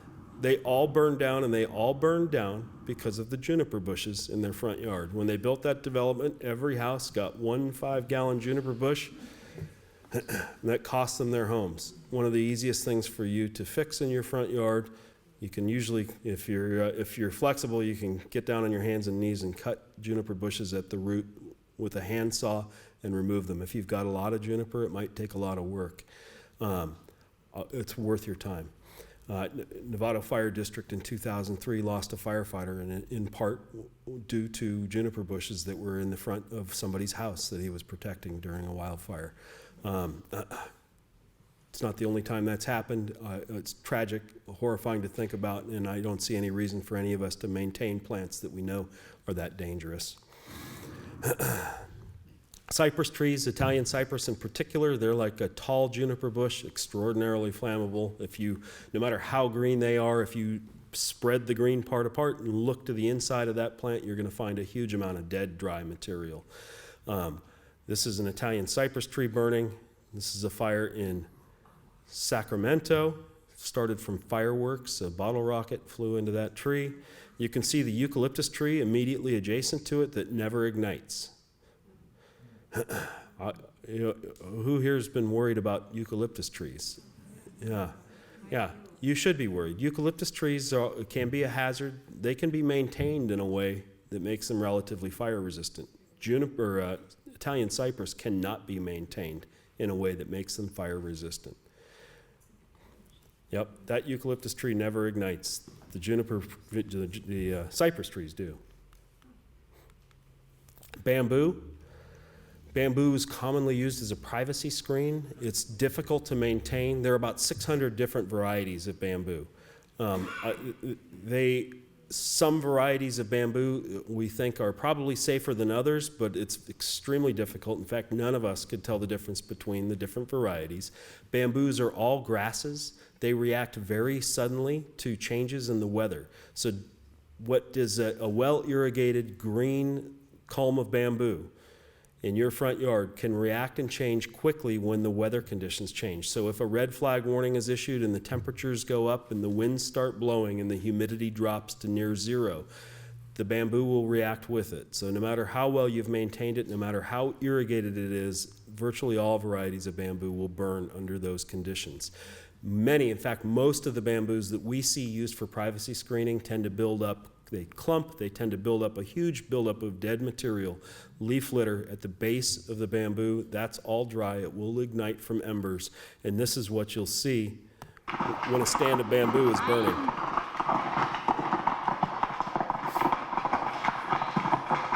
think I'm safe here? Are we safe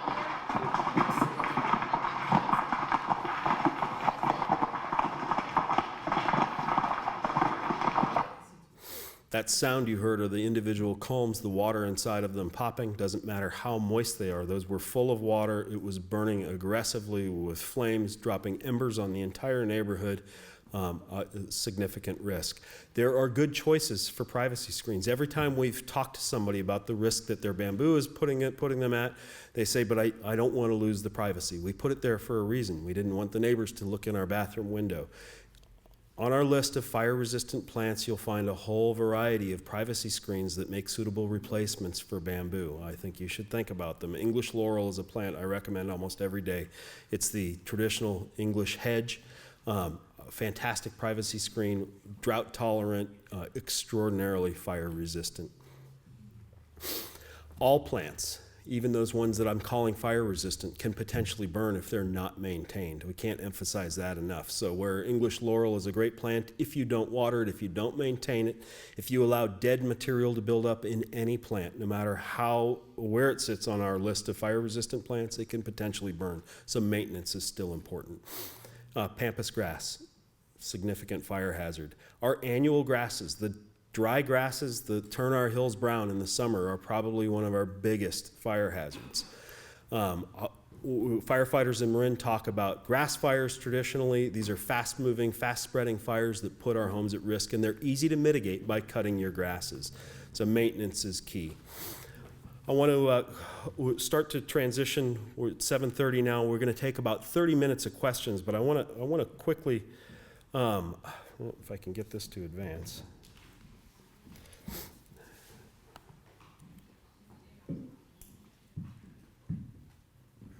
Might be.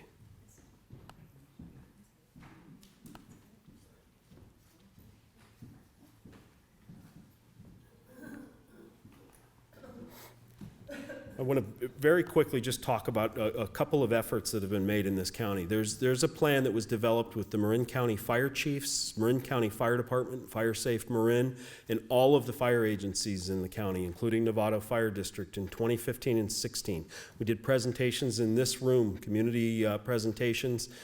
It's called the Community Wildfire Protection Plan. This is a plan that's required by an act of Congress for communities to be eligible for federal funding for wildfire hazard reduction efforts.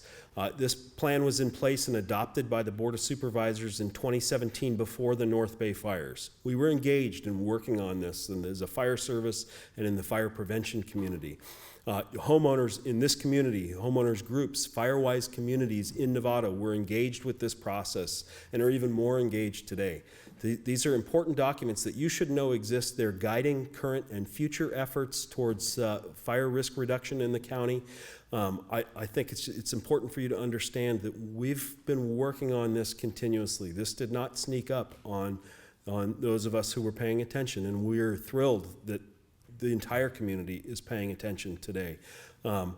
We have programs, our goat grazing program. You've probably seen goats throughout the county. Certainly in Novato, they've been used effectively to reduce fuels, and we use the goats to help protect communities, and we use them to encourage involvement in our other programs. Our Firewise community program. You may live in a Firewise community, a neighborhood that's organized and nationally recognized.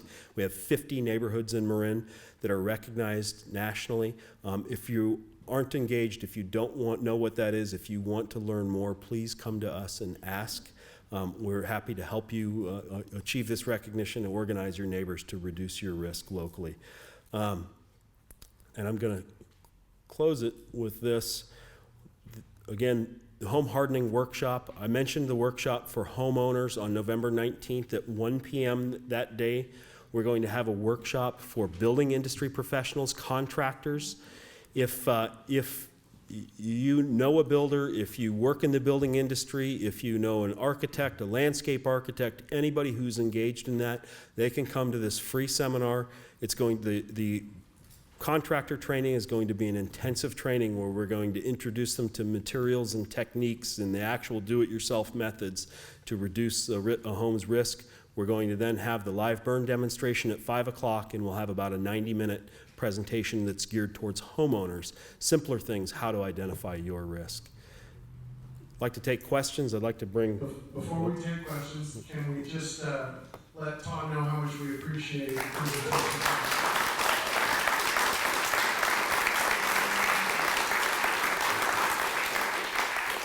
Okay, so Lynn has a microphone. If you can wait till we get to you, Lynn's going to come that side, I'll cover this side, and go ahead and ask your question, and Todd's going to repeat it so that it can be heard on the video. Go ahead, Lynn. You were going to mention something about mulch. Yes. I mentioned a few things about mulch, but the most important thing I think to keep in mind is that you should not have any kind of combustible mulch within 5 feet of your home. We demonstrated that on the video. You were going to talk about a couple of things that were appropriate. Yes, so the things that are appropriate for mulches. Bark mulch or wood chips, where the chips are greater than a 1/2 inch in diameter, are shown to be less or more resistant to igniting, and when they burn, they will burn, but they burn at a lower intensity.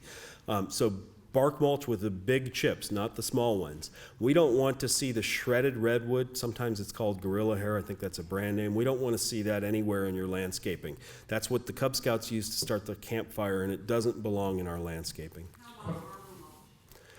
Arbor mulch is okay as long as it's a half inch or greater diameter. Question here, Tom? I actually have 2 questions. Flat asphalt and gravel roof, is it necessarily more vulnerable than a pitch roof? And in a situation where you have a woefully unresponsive HOA, do you have any tips to deal with that? So gravel roofs, tar and gravel roofs that are installed today need to meet the Class A ignition resistance standards in the building codes. So they meet the same standard. They are not necessarily more vulnerable. However, in my experience, we've seen that flat roofs tend to build up of vegetation material. So if leaves or needles are falling onto the roof, they don't tend to shed as much as a pitched roof might. So they might need extra attention for cleaning. And again, the same vulnerabilities exist if you have skylights or dormers or things or vertical surfaces that come into the flat pitched roof. That's where you really need to be concerned. Unresponsive HOAs, you know, when you live in an HOA, there's usually an elected board of directors, and I'd say get involved. You know, you have an opportunity to get involved yourself and make it responsive. Organizing the FireWise community. Some FireWise communities are organized around their HOA, but that's not required. You can organize a FireWise community in your neighborhood yourself, even if you can't get your HOA board interested. We can help you do that. Your fire district can help you do that.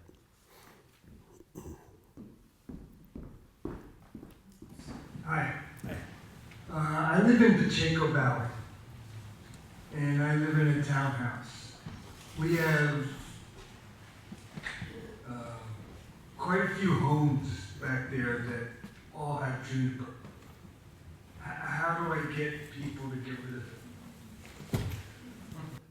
it? So he's asking, you know, quite a few homes have juniper in his neighborhood. Pacheco Valley is one of the most engaged communities in the county. With you have an organized FireWise site, you have an organized FireWise committee in your neighborhood. What we need to do is educate those neighbors. I've never met anybody who wants to put their neighbors at risk, who wants to put their own home and their own lives at risk. Those places where the juniper exists, it's usually one of a few reasons. Either the homeowner can't afford to remove it, the homeowner doesn't understand that it's a risk. Oftentimes we have to tell them several times. Sometimes we have to show them these videos before they accept the kind of risk it's putting them at. So you need to help them understand it, and oftentimes we need to provide some kind of financial incentive to help people do that. And that's something that you can do through your FireWise program, through the fire district. There are opportunities for financial support. Sometimes we see a neighborhood work party, a bottle of wine, a knock on the door, and some education about the risk and offering to bring some neighbors together to reduce the risk. One of the best things you can do when you find someone who's resistant is offer a solution, a replacement. Offer them something that will go in its place. People have a hard time imagining what their landscape will look like when the current landscaping is gone. I happen to dislike juniper greatly. That said, showing them that some of the pictures of nice landscaping with fire-resistant plants and offering to replant it or replace it or help them might go a long ways. Hi, you didn't mention anything about pools, and I think that if you have a pool, you're supposed to open the cover if you're evacuating. Is that correct? That's a new one to me. Opening the cover. I can think of a million reasons why that's a good idea. It's not on our list. Maybe it should be, and we learn constantly too. That said, yeah, there are good reasons. So first of all, firefighters walking in your backyard might fall into that pool. I've seen that happen more than you might think. Firefighters can access that water to use for firefighting. There are probably some good reasons to open that cover. So I would say go for it. Yes.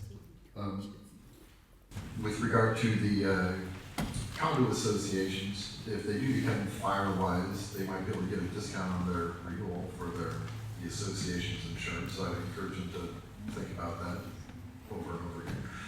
But you mentioned the dressing for egress when there's a fire coming that you want to cover everything. And you mentioned wear cotton or wool for a shirt, but I wanted you to reiterate, there's a lot of polyester and flammable materials that we wear these days. Yeah. And, the reason, yeah, that's a great point. The reason we ask you to wear cotton or wool clothing, they're less likely to ignite. Synthetic fabrics ignite easily. They can melt to your body. You don't want that to happen. Cotton and wool provide insulation that synthetics don't provide from heat. They're just better choices. Firefighters for decades, for really centuries, wore wool clothing to fight fires. Now they use fancy synthetics, but the fact of the matter is the wool worked really well for a long time. He made a point about FireWise communities. There are benefits to FireWise. I didn't go into it in any kind of great depth, but the big one and the reason you might be most enticed to looking into this program is the potential for insurance benefits. The FireWise program is a national recognition program, and homeowners who live in neighborhoods that are recognized as FireWise have some insurance benefits. There are insurance companies that provide a direct discount to homeowners who live in FireWise neighborhoods. Not a lot of them, but there are insurers that provide that. The California FAIR Plan, which is the insurance plan of last resort, which you may have to go to if your insurer were not to renew your policy due to wildfire risk. The California FAIR Plan offers discounts to homeowners who live in FireWise communities. This is a very expensive plan. We hope that you don't have to go there, but if you do, you will be grateful to live in a FireWise recognized site. You had a question? I have two questions. The first one is, you mentioned there's back there of fire-resistant plants, but I didn't see one of these things up. So the fire-resistant plant list is on our website. It's on firesafemarin.org/plants. It's printed in our 11x17, the glossy brochure that's available over here, and it's also got a full-page spread in the Living with Fire magazine that's available over here. The online version is probably the best because it has pictures and some tips related to each plant. Okay, and then the other question is, you talked about better roof materials. Now, I have a comp roof, I assume that's not a good roof. No, composition shingles are a good roof, absolutely, yeah. Okay. Yeah. Yeah. No, they're built to an ignition-resistant standard. It's called a Class A roof. Most roofs installed in the last 30 years in Marin are built to that standard. I want to make a comment too, because I noticed a couple of people are starting to get up and go, which is fine. The fire district offers grants to individuals up to $500 to remove fire-prone vegetation from around your home. And so the way this works is you can go to our website, novatofire.org, and you can look on the tab there that will take you to the grants. There's also postcards over here on the tables that talk about the grants. And so what you would do is you would apply for the grant. We send out one of our wildfire mitigation specialists or our inspector to come out and take a look, verifies that what you want to remove qualifies. You then contract with a contractor and have it removed. If you do $1,000 worth of fuel removal, we will give you up to $500 of that back. If you only did $500, we would give you $250, so we match it up to half. So that's available to all of you. The other thing that occurred is Novato Fire District, in conjunction with the City of Novato, applied for a FEMA hazard mitigation grant. So we're trying to bring in $3 million of federal funds.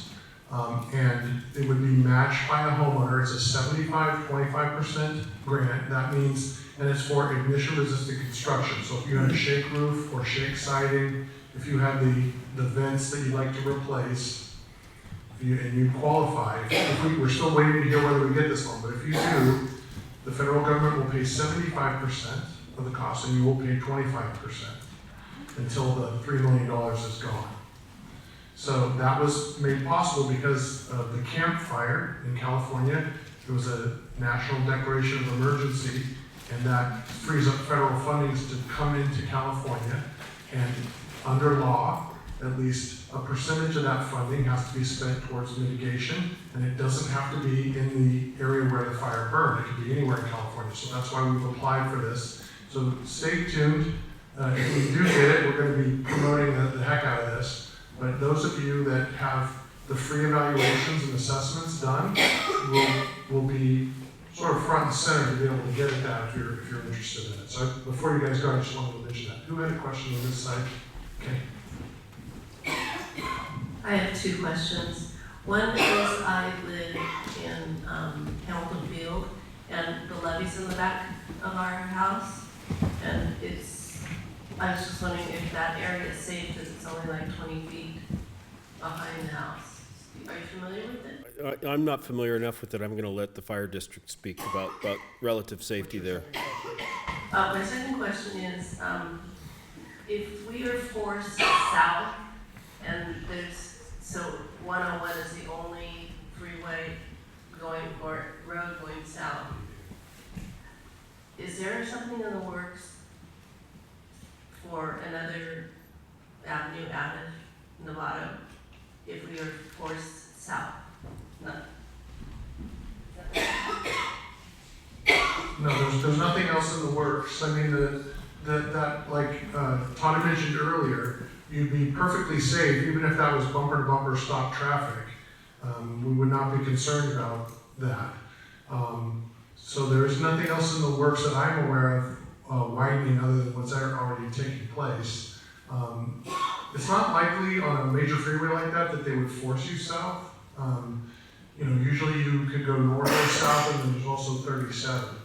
So there's fairly good access out along that freeway structure. With regards to Hamilton itself, so those berms should be maintained. They should cut back the grasses. We did have a fire there earlier this summer behind the berm on someone's home. We got in there and put it out. There's sort of a track, you know, people will walk their animals. So are you talking from the berm to the homes, or are you talking on the opposite? Okay, yeah. So it should be cut and cleared. If it's not, you can give us a call. We'll go out and look at it. We'll try and determine who's responsible for that piece of property. We'll go and talk with them about getting it cleared. In an evacuation scenario, I think it's extraordinarily unlikely that would be safer than simply going onto the pavement and the road in front of your house. So I think that, you know, evacuating into wild spaces is never your preferred option. Yeah. Okay. Yeah. So you're concerned about the. Okay, I see. Yeah. I've had people ask if they could evacuate that way before. So. Yes, I live over in Ignacio Creek, and I'm wondering, do you do these presentations for homeowners associations? So what we're trying to do is, all these presentations are done all across Marin County, so the homeowners can go to see those.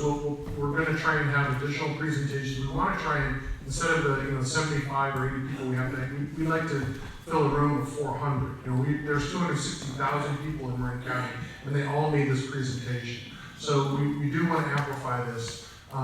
Doing it to very small groups is not, you know, cost-effective way for us to try and do this. You know, tonight we had to rent this facility. You know what I'm saying? And so we want to try and maximize. That's why we videotaped it. So we'll get that posting up, and your HOA can come over and have a popcorn night. You can put it on the screen, and everybody can watch it. So you could have actually an association clubhouse then. Yeah, for sure. Yeah. Yes. We have done presentations for associations, but we do, because the demand is so high right now, we've done more than 30 of these presentations this year.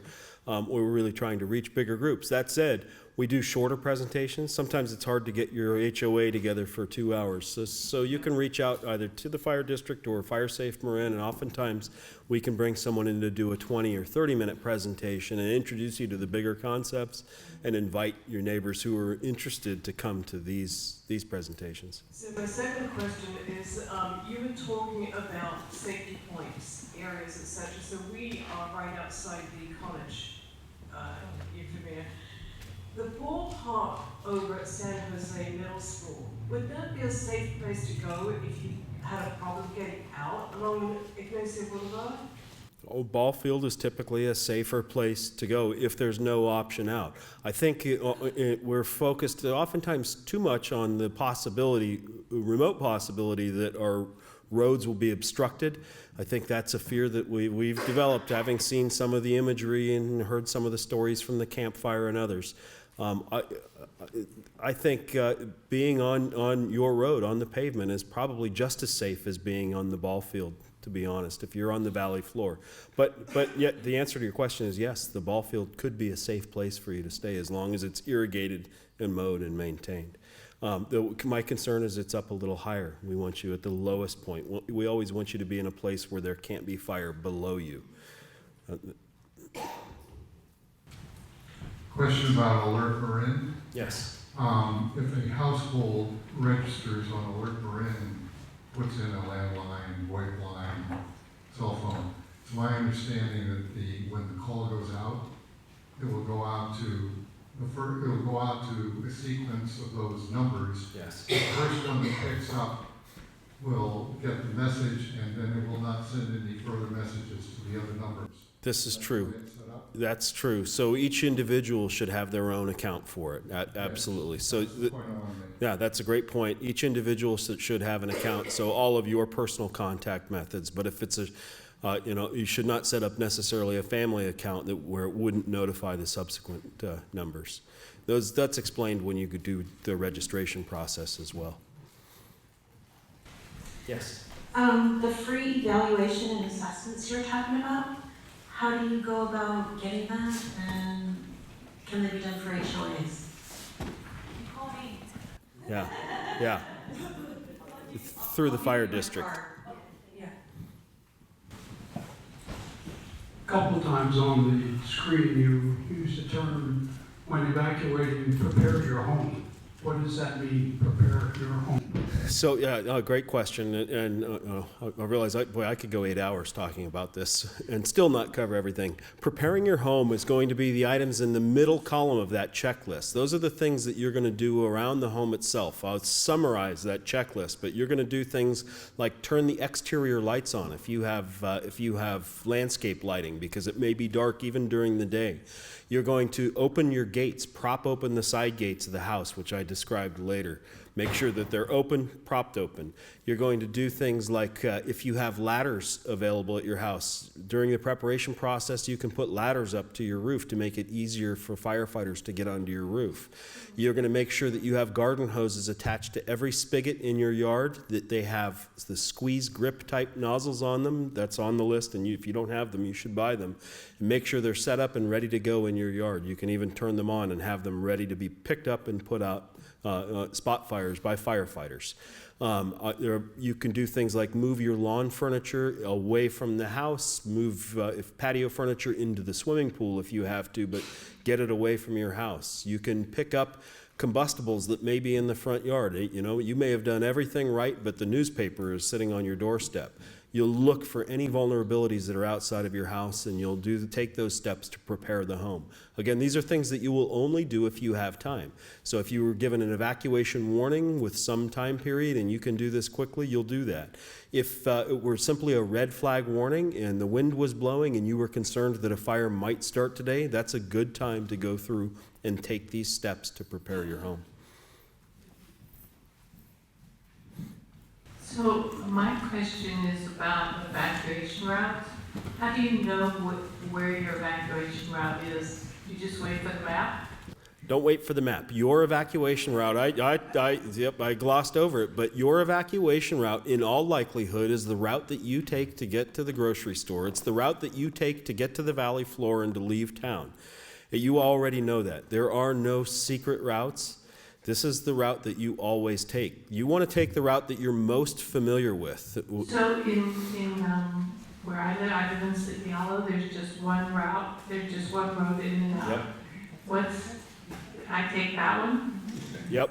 In fact, I use this example all the time, and that does not to pick on you, but I say people ask me, I live in a road that has one, or a community that has one road in and one way out. What is my route? You answered that question. That's your way out. There are no secret routes. And Sleepy Hollow, is, believe it or not, is the community I'm thinking of when I say that.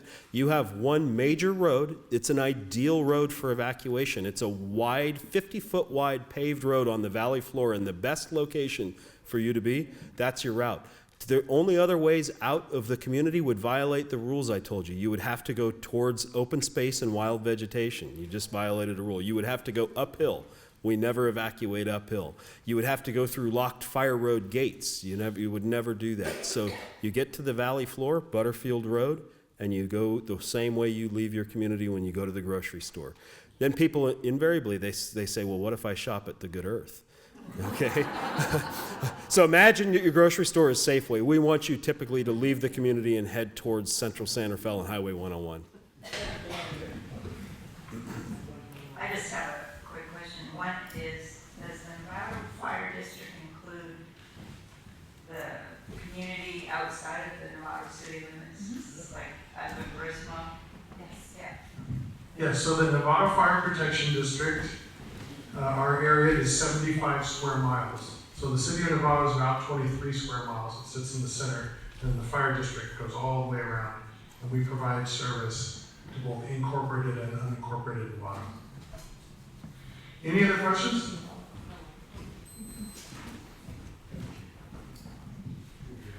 I'm in a condo community, and all the condos line up against a huge hill in back, very long dry grass. And I'm wondering, I'm worried about it every year, and wondering who do I go to? Depends. If that's private property that's controlled by, it's not. It's county parks or open space in all likelihood. So we're working on ways to provide assistance to communities that are adjacent to open space. We've used tools like goat grazing on open space lands to reduce those grasses. The county parks and open space, assuming it's theirs and not city open space, can be approached. You can discuss that with them.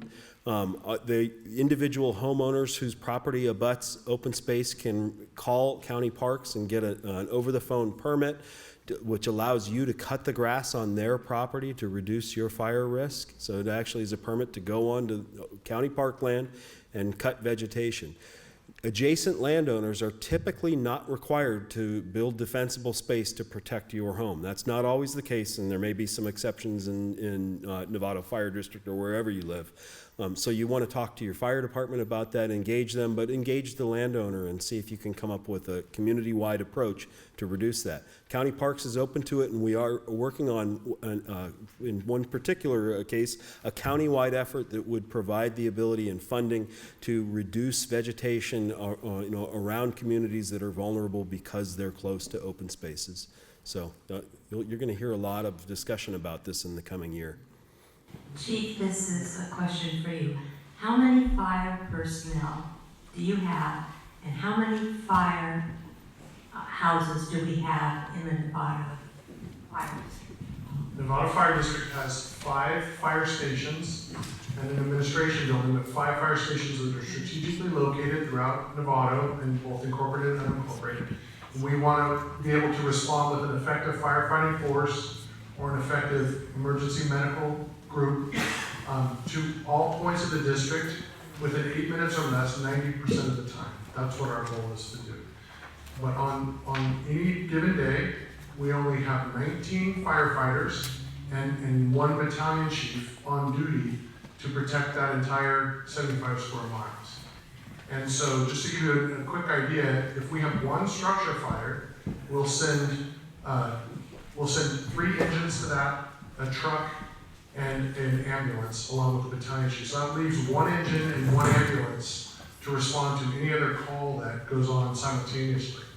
That's what the resources that we have. But fortunately, there is a series of automatic and mutual aid agreements that are in place throughout the county, so that if we begin to draw down our resources, fire engines and firefighters will come from other cities and towns to come and support us. And we do the same for them. So let's say down in southern Marin, they were having a drawdown, lots lots of calls, we would send equipment, and basically the county gets tipped and equipment starts flowing down towards where that need happens to be. Occasionally we reach a critical mass where all of our equipment is out, and that's happening simultaneously in other parts of the district. When that happens, we can either call in for assistance from other agencies, or that'll just delay that response time.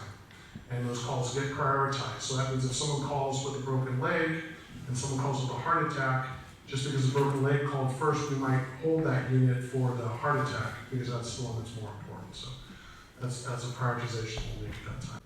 I think it's important to emphasize that California has the best developed emergency management and wildfire response system in the world. There's no other place that does it the way we do it or as well as we do it. I mean that in all sincerity, and Marin is extremely active in this. There are no boundaries for fire departments. We all work together.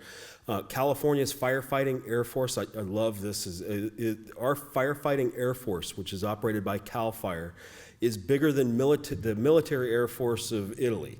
Italy's about the same size as California. We have a bigger firefighting Air Force than their military. We're incredibly fortunate to live here. When nobody likes paying their taxes, but when you do, remember that these are the benefits you get. When a wildfire occurs in Marin, aircraft are launched immediately from the Santa Rosa Airport, from Sonoma County, from the South Bay to come fight that fire for us, and we all work together as though we're one. Okay, last question. First of all, I want to thank you for everything that you're doing in Novato. We really appreciate it. The question I have is, if we are asked to evacuate our homes, are we supposed to turn off the gas main? No, you do not need to turn off the gas. We don't, okay. Thank you. It's a good question, but if it's not on that checklist, besides opening the pool cover, I like that one. Okay, so one last round of applause for Todd. And a round of applause for yourself for coming out tonight. I appreciate that. Please spread the word. If you see these presentations, next time bring a friend. Let's build it bigger and better. Thank you. Hey.